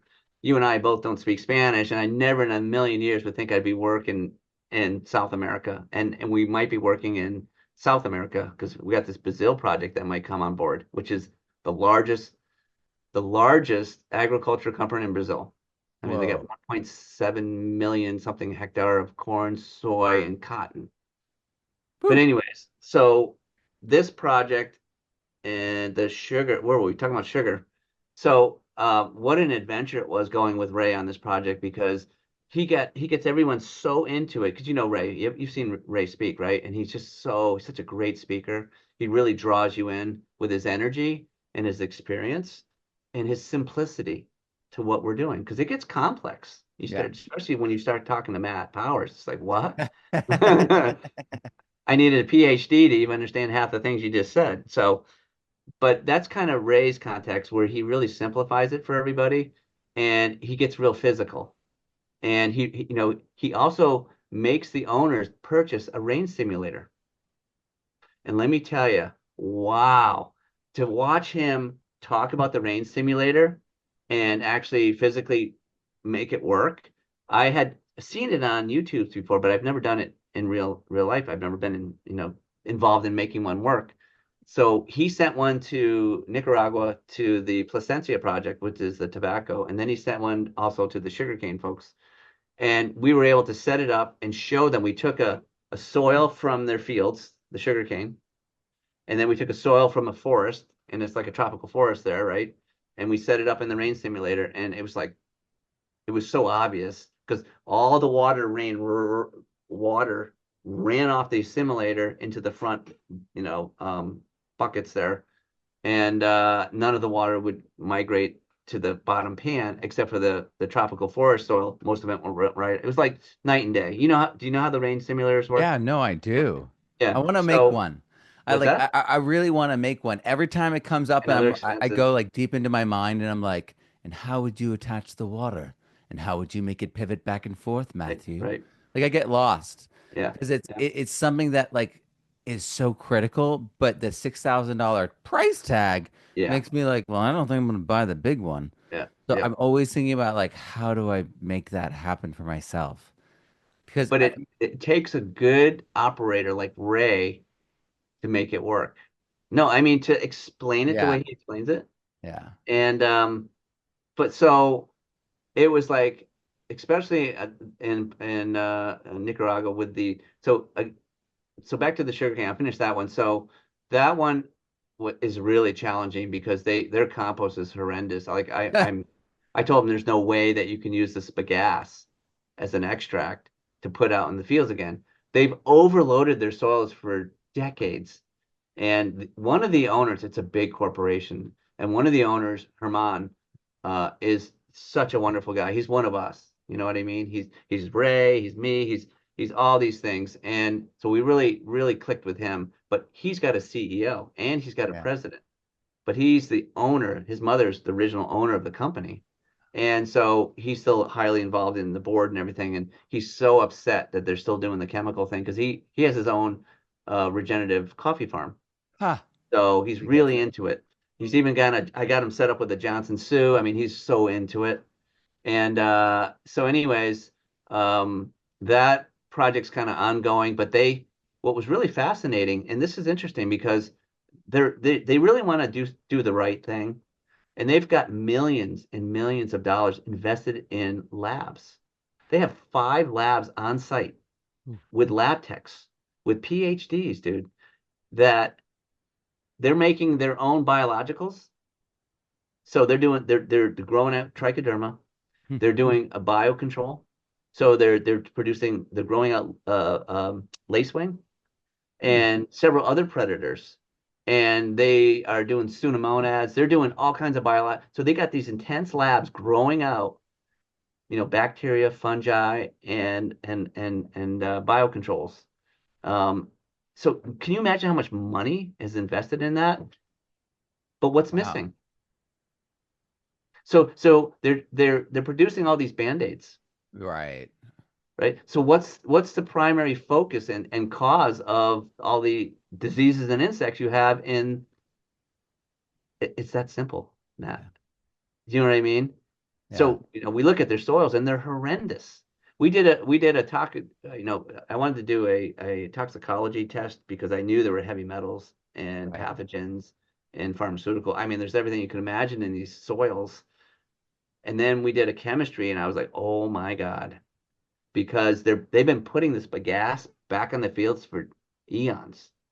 And so when you burn sugarcane, you concentrate minerals, Right. right?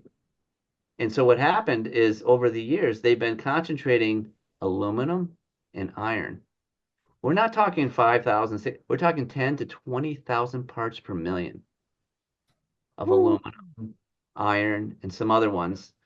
And Ray and I are like, we did a presentation. One of their scientists did a presentation on the chemistry stuff going on, and I'm looking at Ray, and he's looking at me, and I go, "Do you see what I see?" He goes, "That can't be right," because we were in a presentation with one of their scientists, you know what I mean?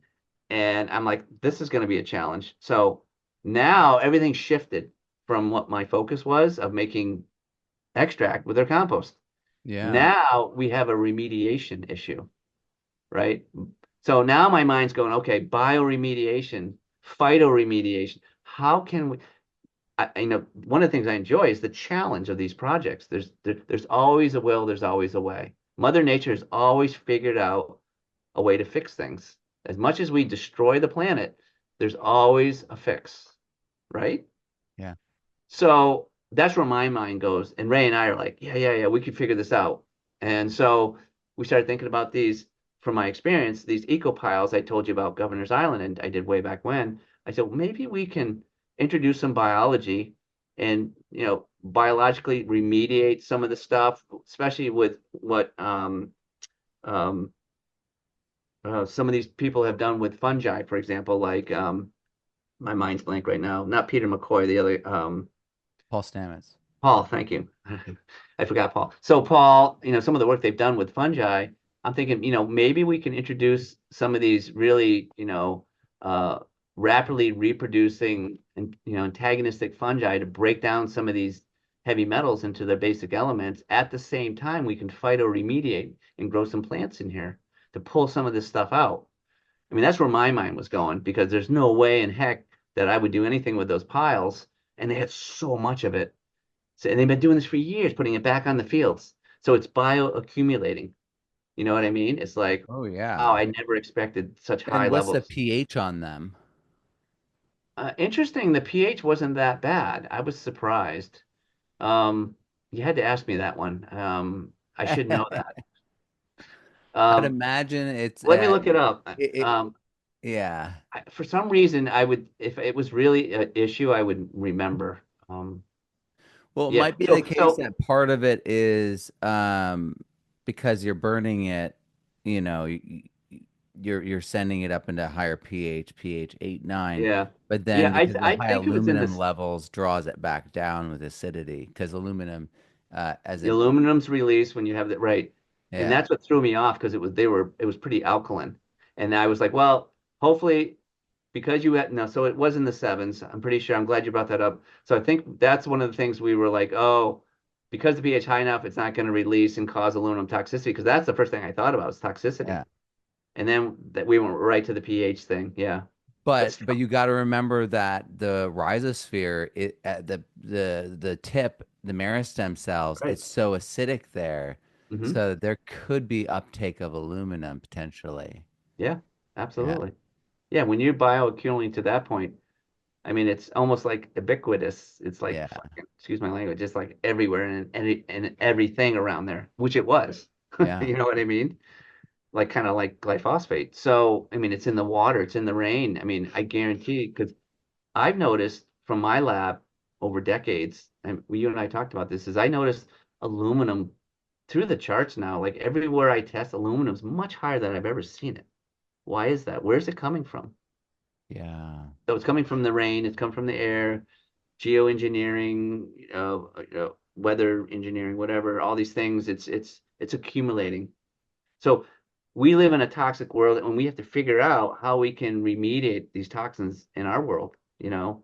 And so you learn so much from these projects. And again, I got caught up in this one thing with the soil, but there's, like I said, I love the challenge of figuring it out. There's got to be a way to figure it out. Well, when you figure this out because this is, I mean, because of their system, it sounds like unless you have an industrial site somewhere here in America where they're manufacturing aluminum parts or, Hmm. you know what I mean? You're not going to get higher aluminum levels unless it's a similar situation. Right. What you're doing is you're pioneering the higher level remediation that then can trickle down to all the other areas because aluminum has become a problem in so many areas and in places where it's already present in the soil in high levels like eastern Washington, Idaho, and Montana. They're having problems now. especially because they're going no-till, and Yep. so it's becoming more acidic, and yeah, yeah, yeah, This is the topic you and I started, remember at the Nexus conference, and I'm like, remember we had that round group and yeah. I brought up this topic. I said that was the first thing that came to mind. I'm like, we need to form a group because, to talk about this remediation thing because this is going to be the future of what we're doing. I'm finding that I'm dealing with it more and more and more and more. It's in everything that we work with, even all the natural, organic, sustainable inputs are contaminated to a certain No one's point. testing. Right. That's the big thing is no one can see that. Right. And what's about to happen, what I'm seeing is the capability for testing is not just going to be in a handheld device, which is what it's currently iterating at, but soon Yep. it's going to be your cell phone. Yep. And then when the emperor wears no clothes and we see that everything is contaminated, that there's heavy metal toxins and dioxins and all these things to varying degrees in Mhm. everything, it's going to create such a moral imperative, but also a medical imperative and financial imperative because businesses are going to lose their customers. And Yep.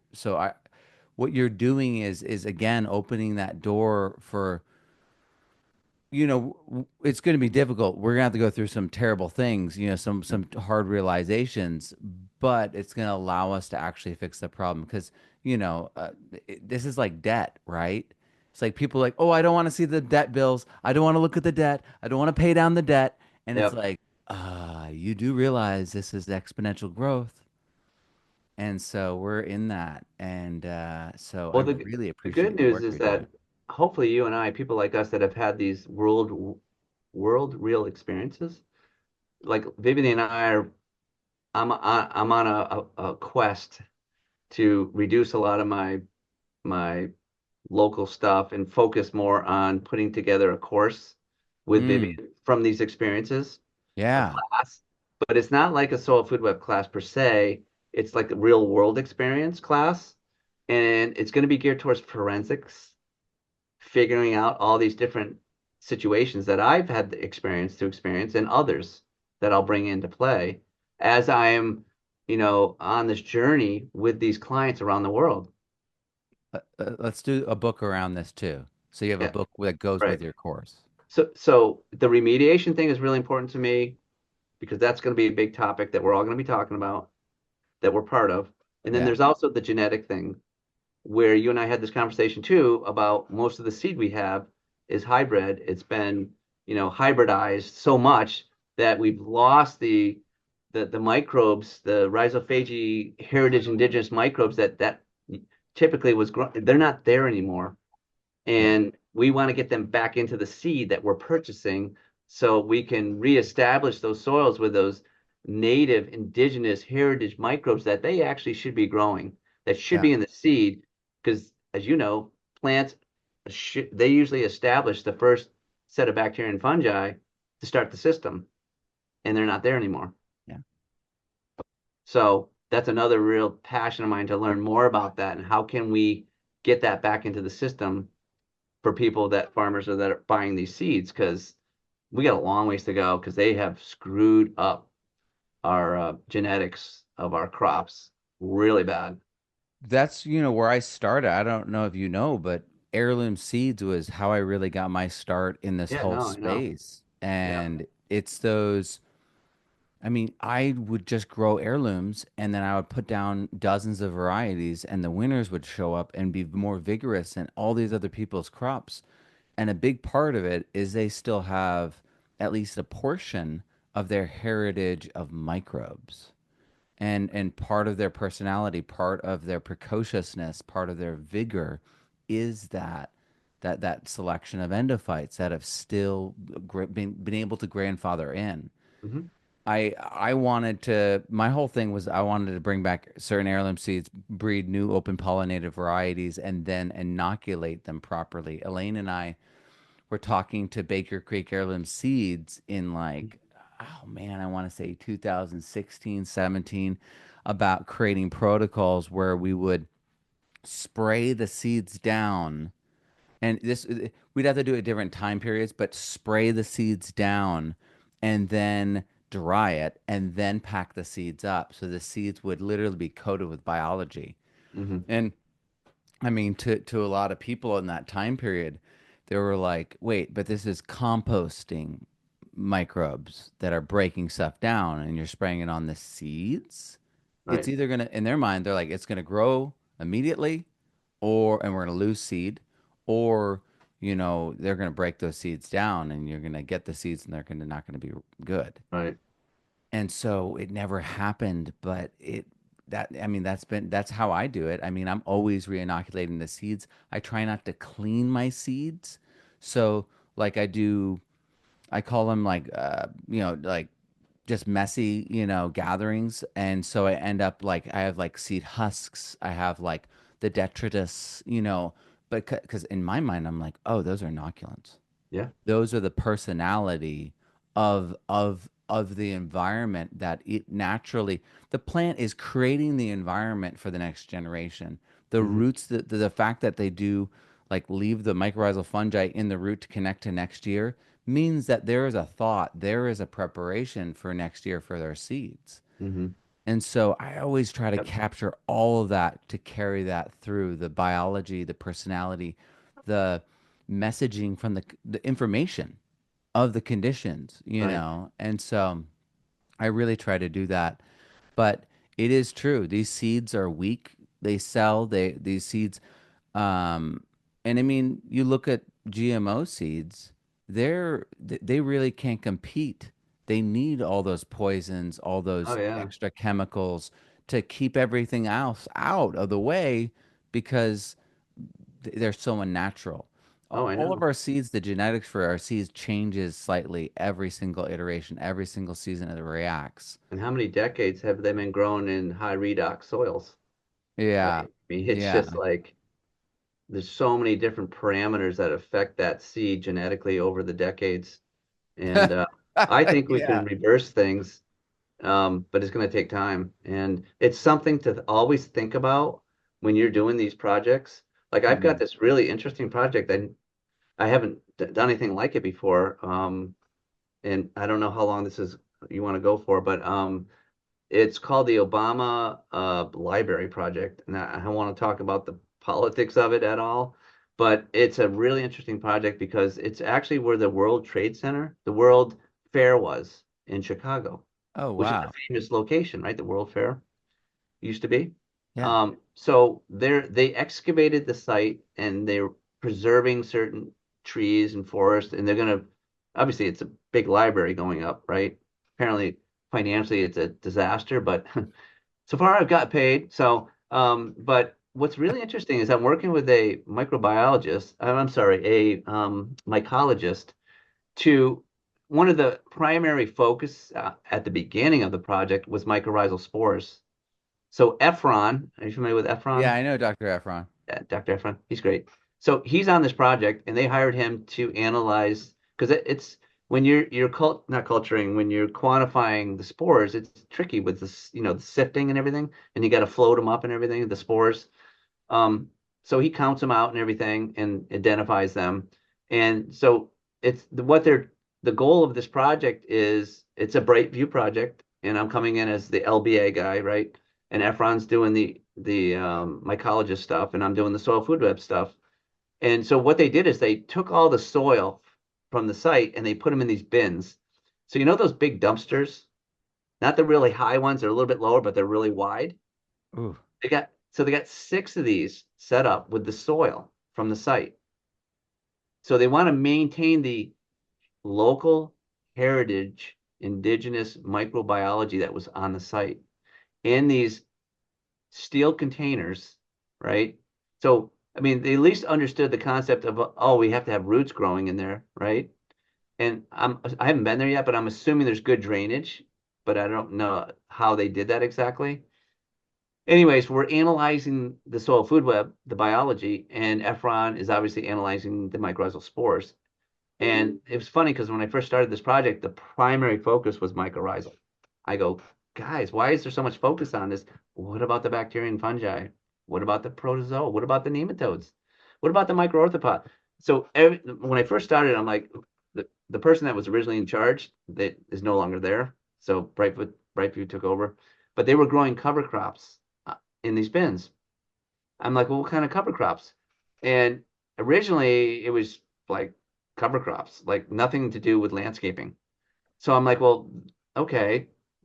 But then I realized the primary purpose for the specific cover crops were cover crops that are known to enhance mycorrhizal spores, the VAM mostly, right? So that's where Efron got involved in some of the covers that were put in here, and then they would just mow it down in the fall because it's cold up there, right? And a lot of stuff are annuals, so they just cut it down, and the perennials obviously wither up a little bit and come back. So, anyways, what's interesting about this project is maintaining the local microbes is like the primary thing for them. I don't know if you ever heard of anything like this before. And it's been really interesting because I put together a whole graph on the testing we've been doing. So I got Right. about 6 different samples, and you see this chart kind of going like this, and different communities are dropping and coming back. And I can relate it to this synthetic environment Yeah. in these bins. I'm learning a lot because I've never done anything like this before, trying to maintain the local indigenous microbes with cover crops. These are soils that came from, big oak trees, conifers, you know what I mean? It was more of a forest than anything else. And yet they're growing cover crops in there, which I understand because their focus was strictly enhancing and growing out the mycorrhizal spores. For some reason, that was the primary focus. I've helped kind of open the world up a little bit with this project. Say no, if I'm doing LBAs, because they wanted us to pull the soil from these bins and make LBA for the project when they start installing all the plants. And I'm going, well, that's not how we usually do things. At least in my world, we make ecologically complete compost. So the feedstocks are completely different than soil. These bins are soil, they're not compost from the site. So I'm like, well, we could probably get some of the spores, like Efan and I talked about how we can extract the spores out, which we could do, but the sand, silts, and clays are going to cause havoc on the equipment and spraying. You follow me? So the landscape architects are expecting me to make LBAs with sand, silt, and clay, with dirt, or we can say loam here. You know what I'm saying? So it's a challenging, interesting project that is morphing into something different, but Is it going to be it's a a really, garden or is it going to be perennials? oh, it's going to be a combination of all Okay. perennials, annuals, flowers, woody ornamentals, shade trees, conifers. It's a So whole they land. need to so It's they like a need to park, differentiate everything. They need to do the Governor's Island Governor's Island protocol. thing, right? Yeah. So when I first stepped into the project, it was like mycorrhizal, mycorrhizal, VAM, mycorrhizal, and that's it, quantifying the mycorrhizal. And Efron did a really good job saying, okay, out of the 6 bins, number 6, as an example, has the highest spore count. So let's make a slurry, take several samples, make a slurry, and inoculate the other bins that are low, right? Because we're trying to move the spores around.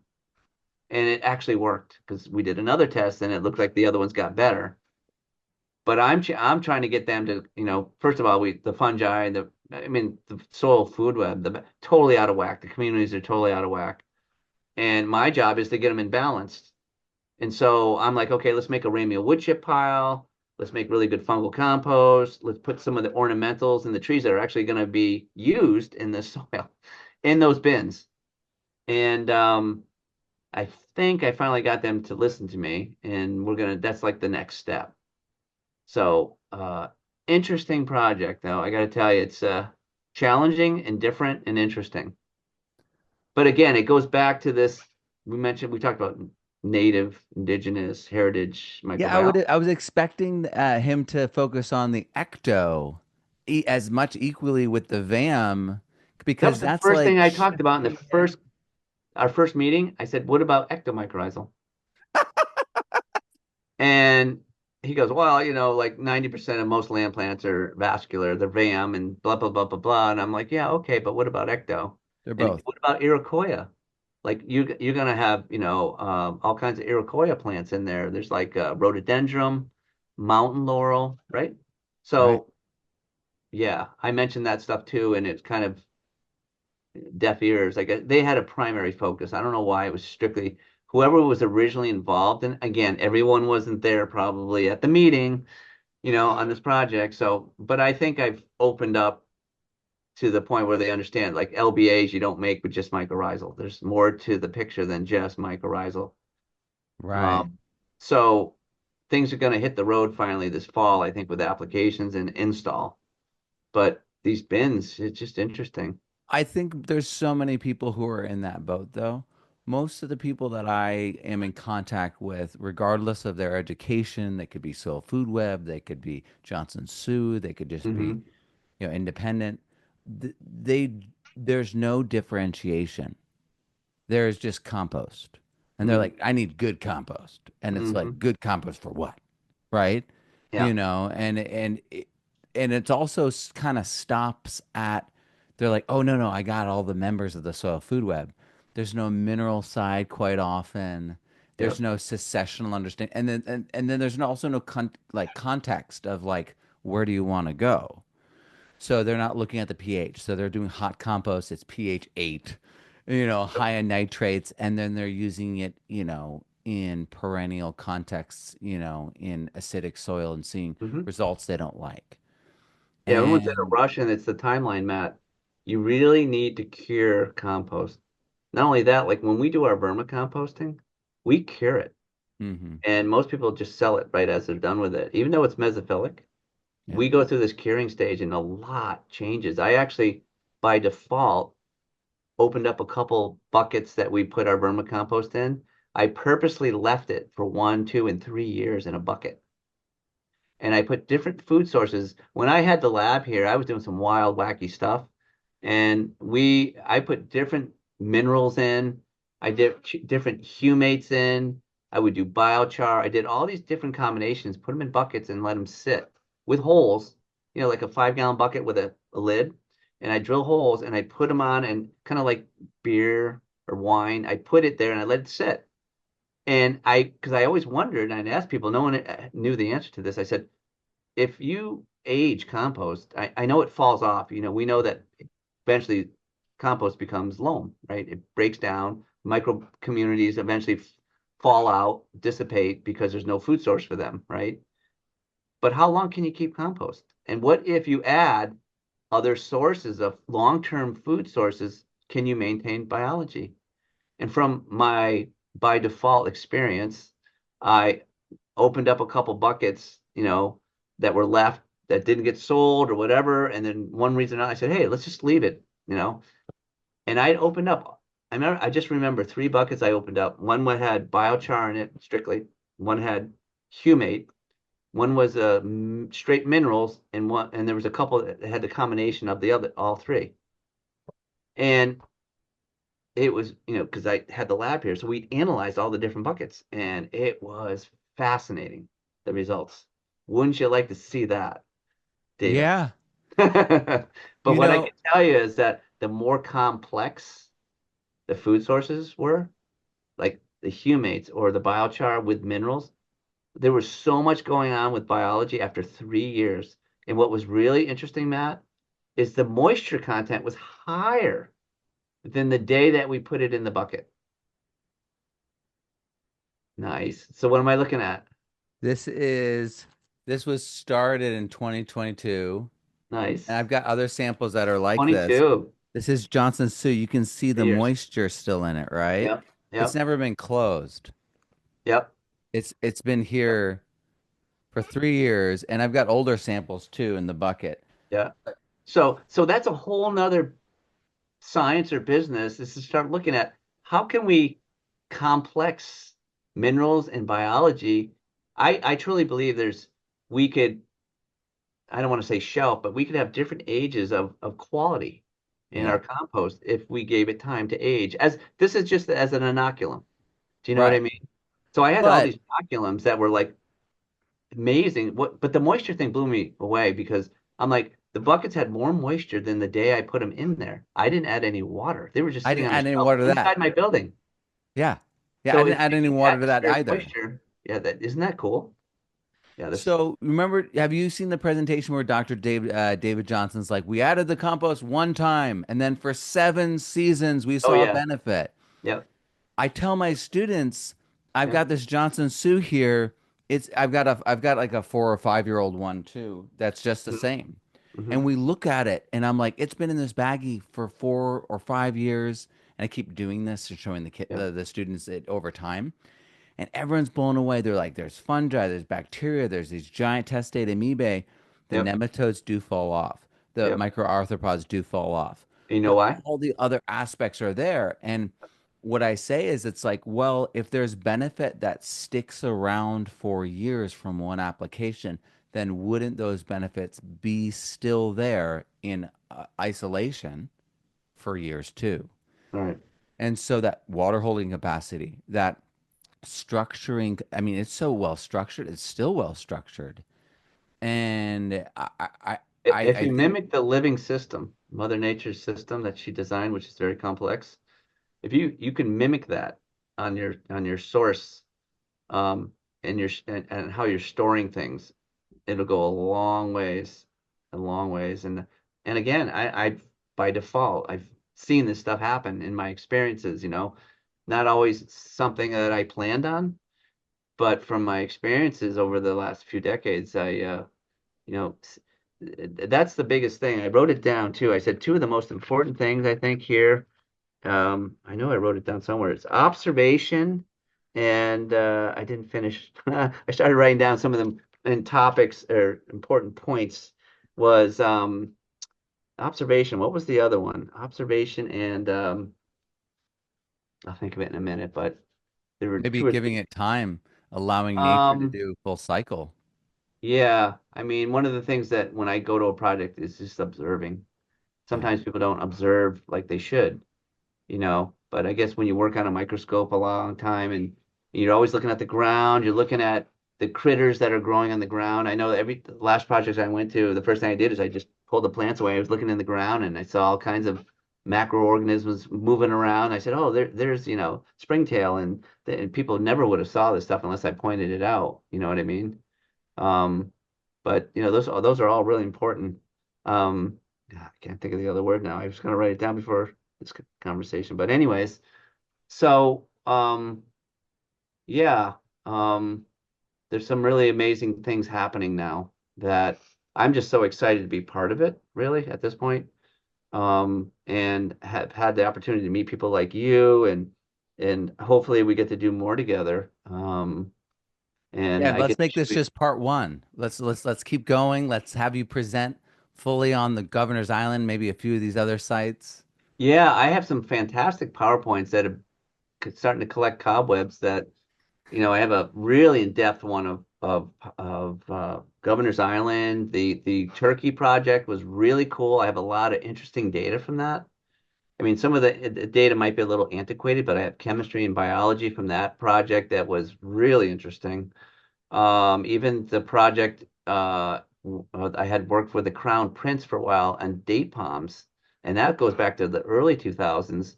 And we actually saved a lot of their date palms, and they call them orchards there. But as you know, the date is written into the Quran. It's a staple food for them, and they were losing all their orchards to this massive insect. It was a red palm yellow. I think it was red palm weevil, Ooh, and it was like, I mean, the red palm weevil was huge. I mean, it's a huge insect, and it would bore into the trunk and it would cull the tree, ooh. and they aren't allowed to cut the trees down. They can't sterilize their fields, so it would just spread rapidly. And if you were to cut the tree down, you would get an arm or leg cut off. I mean, that's how, yeah, it's crazy over there. So I have a whole PowerPoint on that You gotta be experience. careful over there, okay? Yeah, Glad you got this was a home. while ago. Things were a little different back then. But I said to them, this real quick story, and then I don't know, I'll end things. But again, this is one of those things where forensics, we just went in as a forensic team, and Joe DeCola, myself, and Peter Weil, and a couple other really brilliant guys were there. And we were there originally to try to kill the insect. Hmm. And we had started developing this tool called the Arborjet. And it's like an injection system like the Wedgel or the Arborjet where you inject into medicaments and fertilizers and pesticides into the trunk so there's no spraying. Oh wow. So in the early phases of Arborjet, I was involved in working with my buddy Pete, who was the owner back then. and we traveled to different countries like Dubai and Turkey and some others. But we actually had the opportunity to work for the Crown Prince back then because they're like, we're losing our orchards to this insect, and how they were trying to kill the insect? They were using a nerve gas.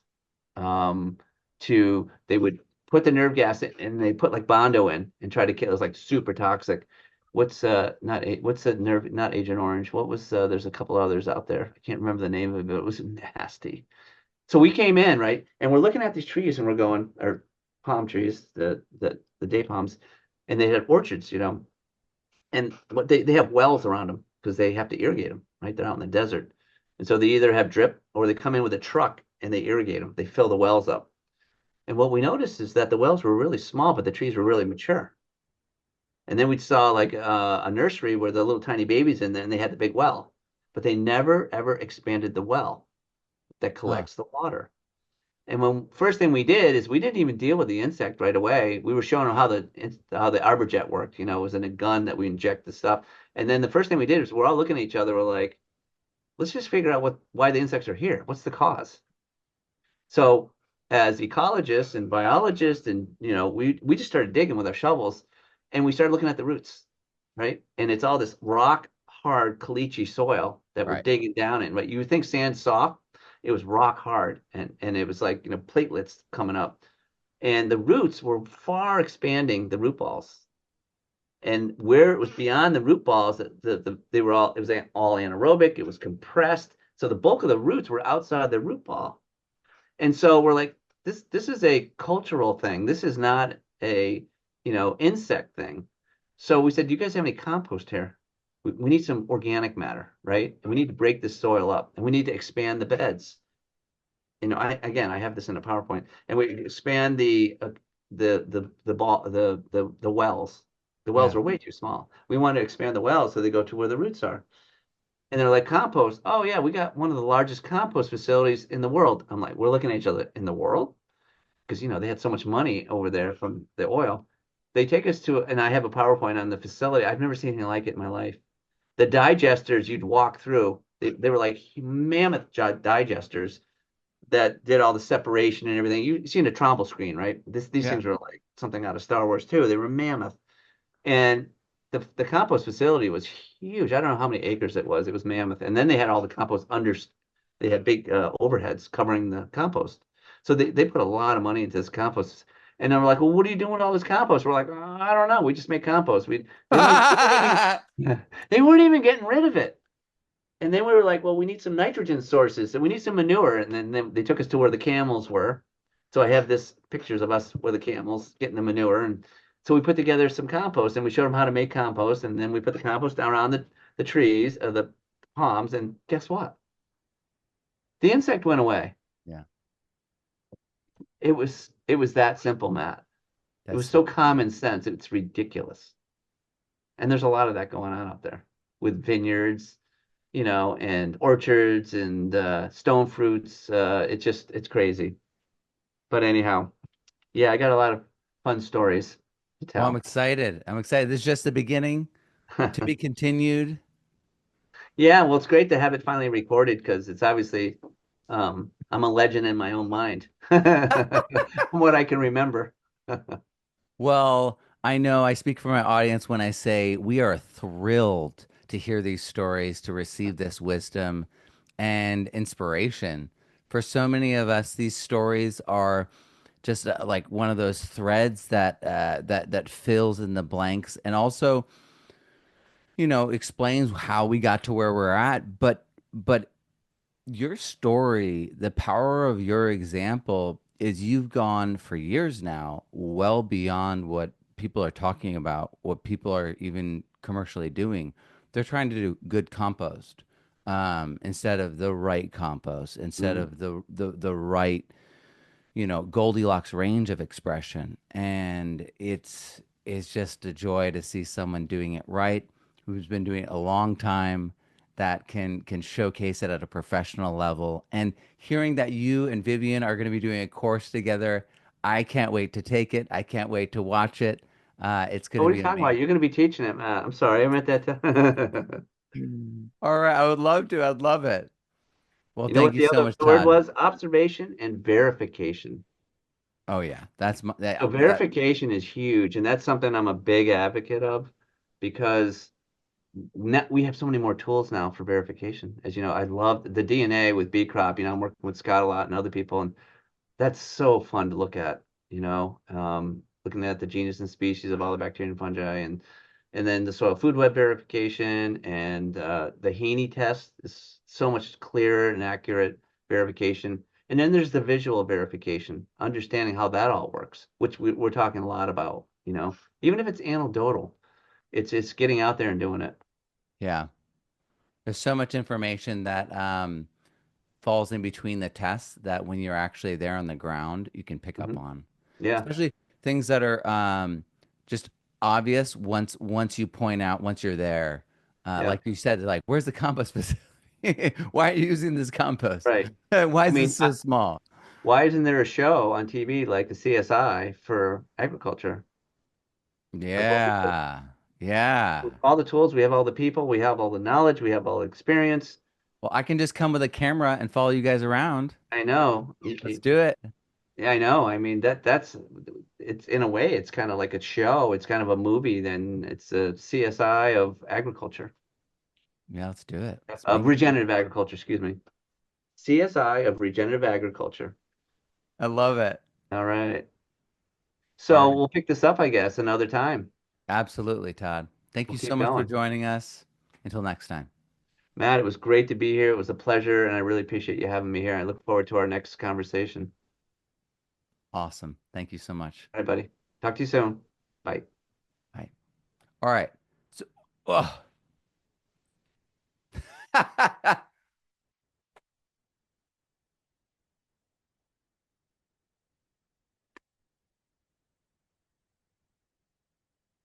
It's for the best.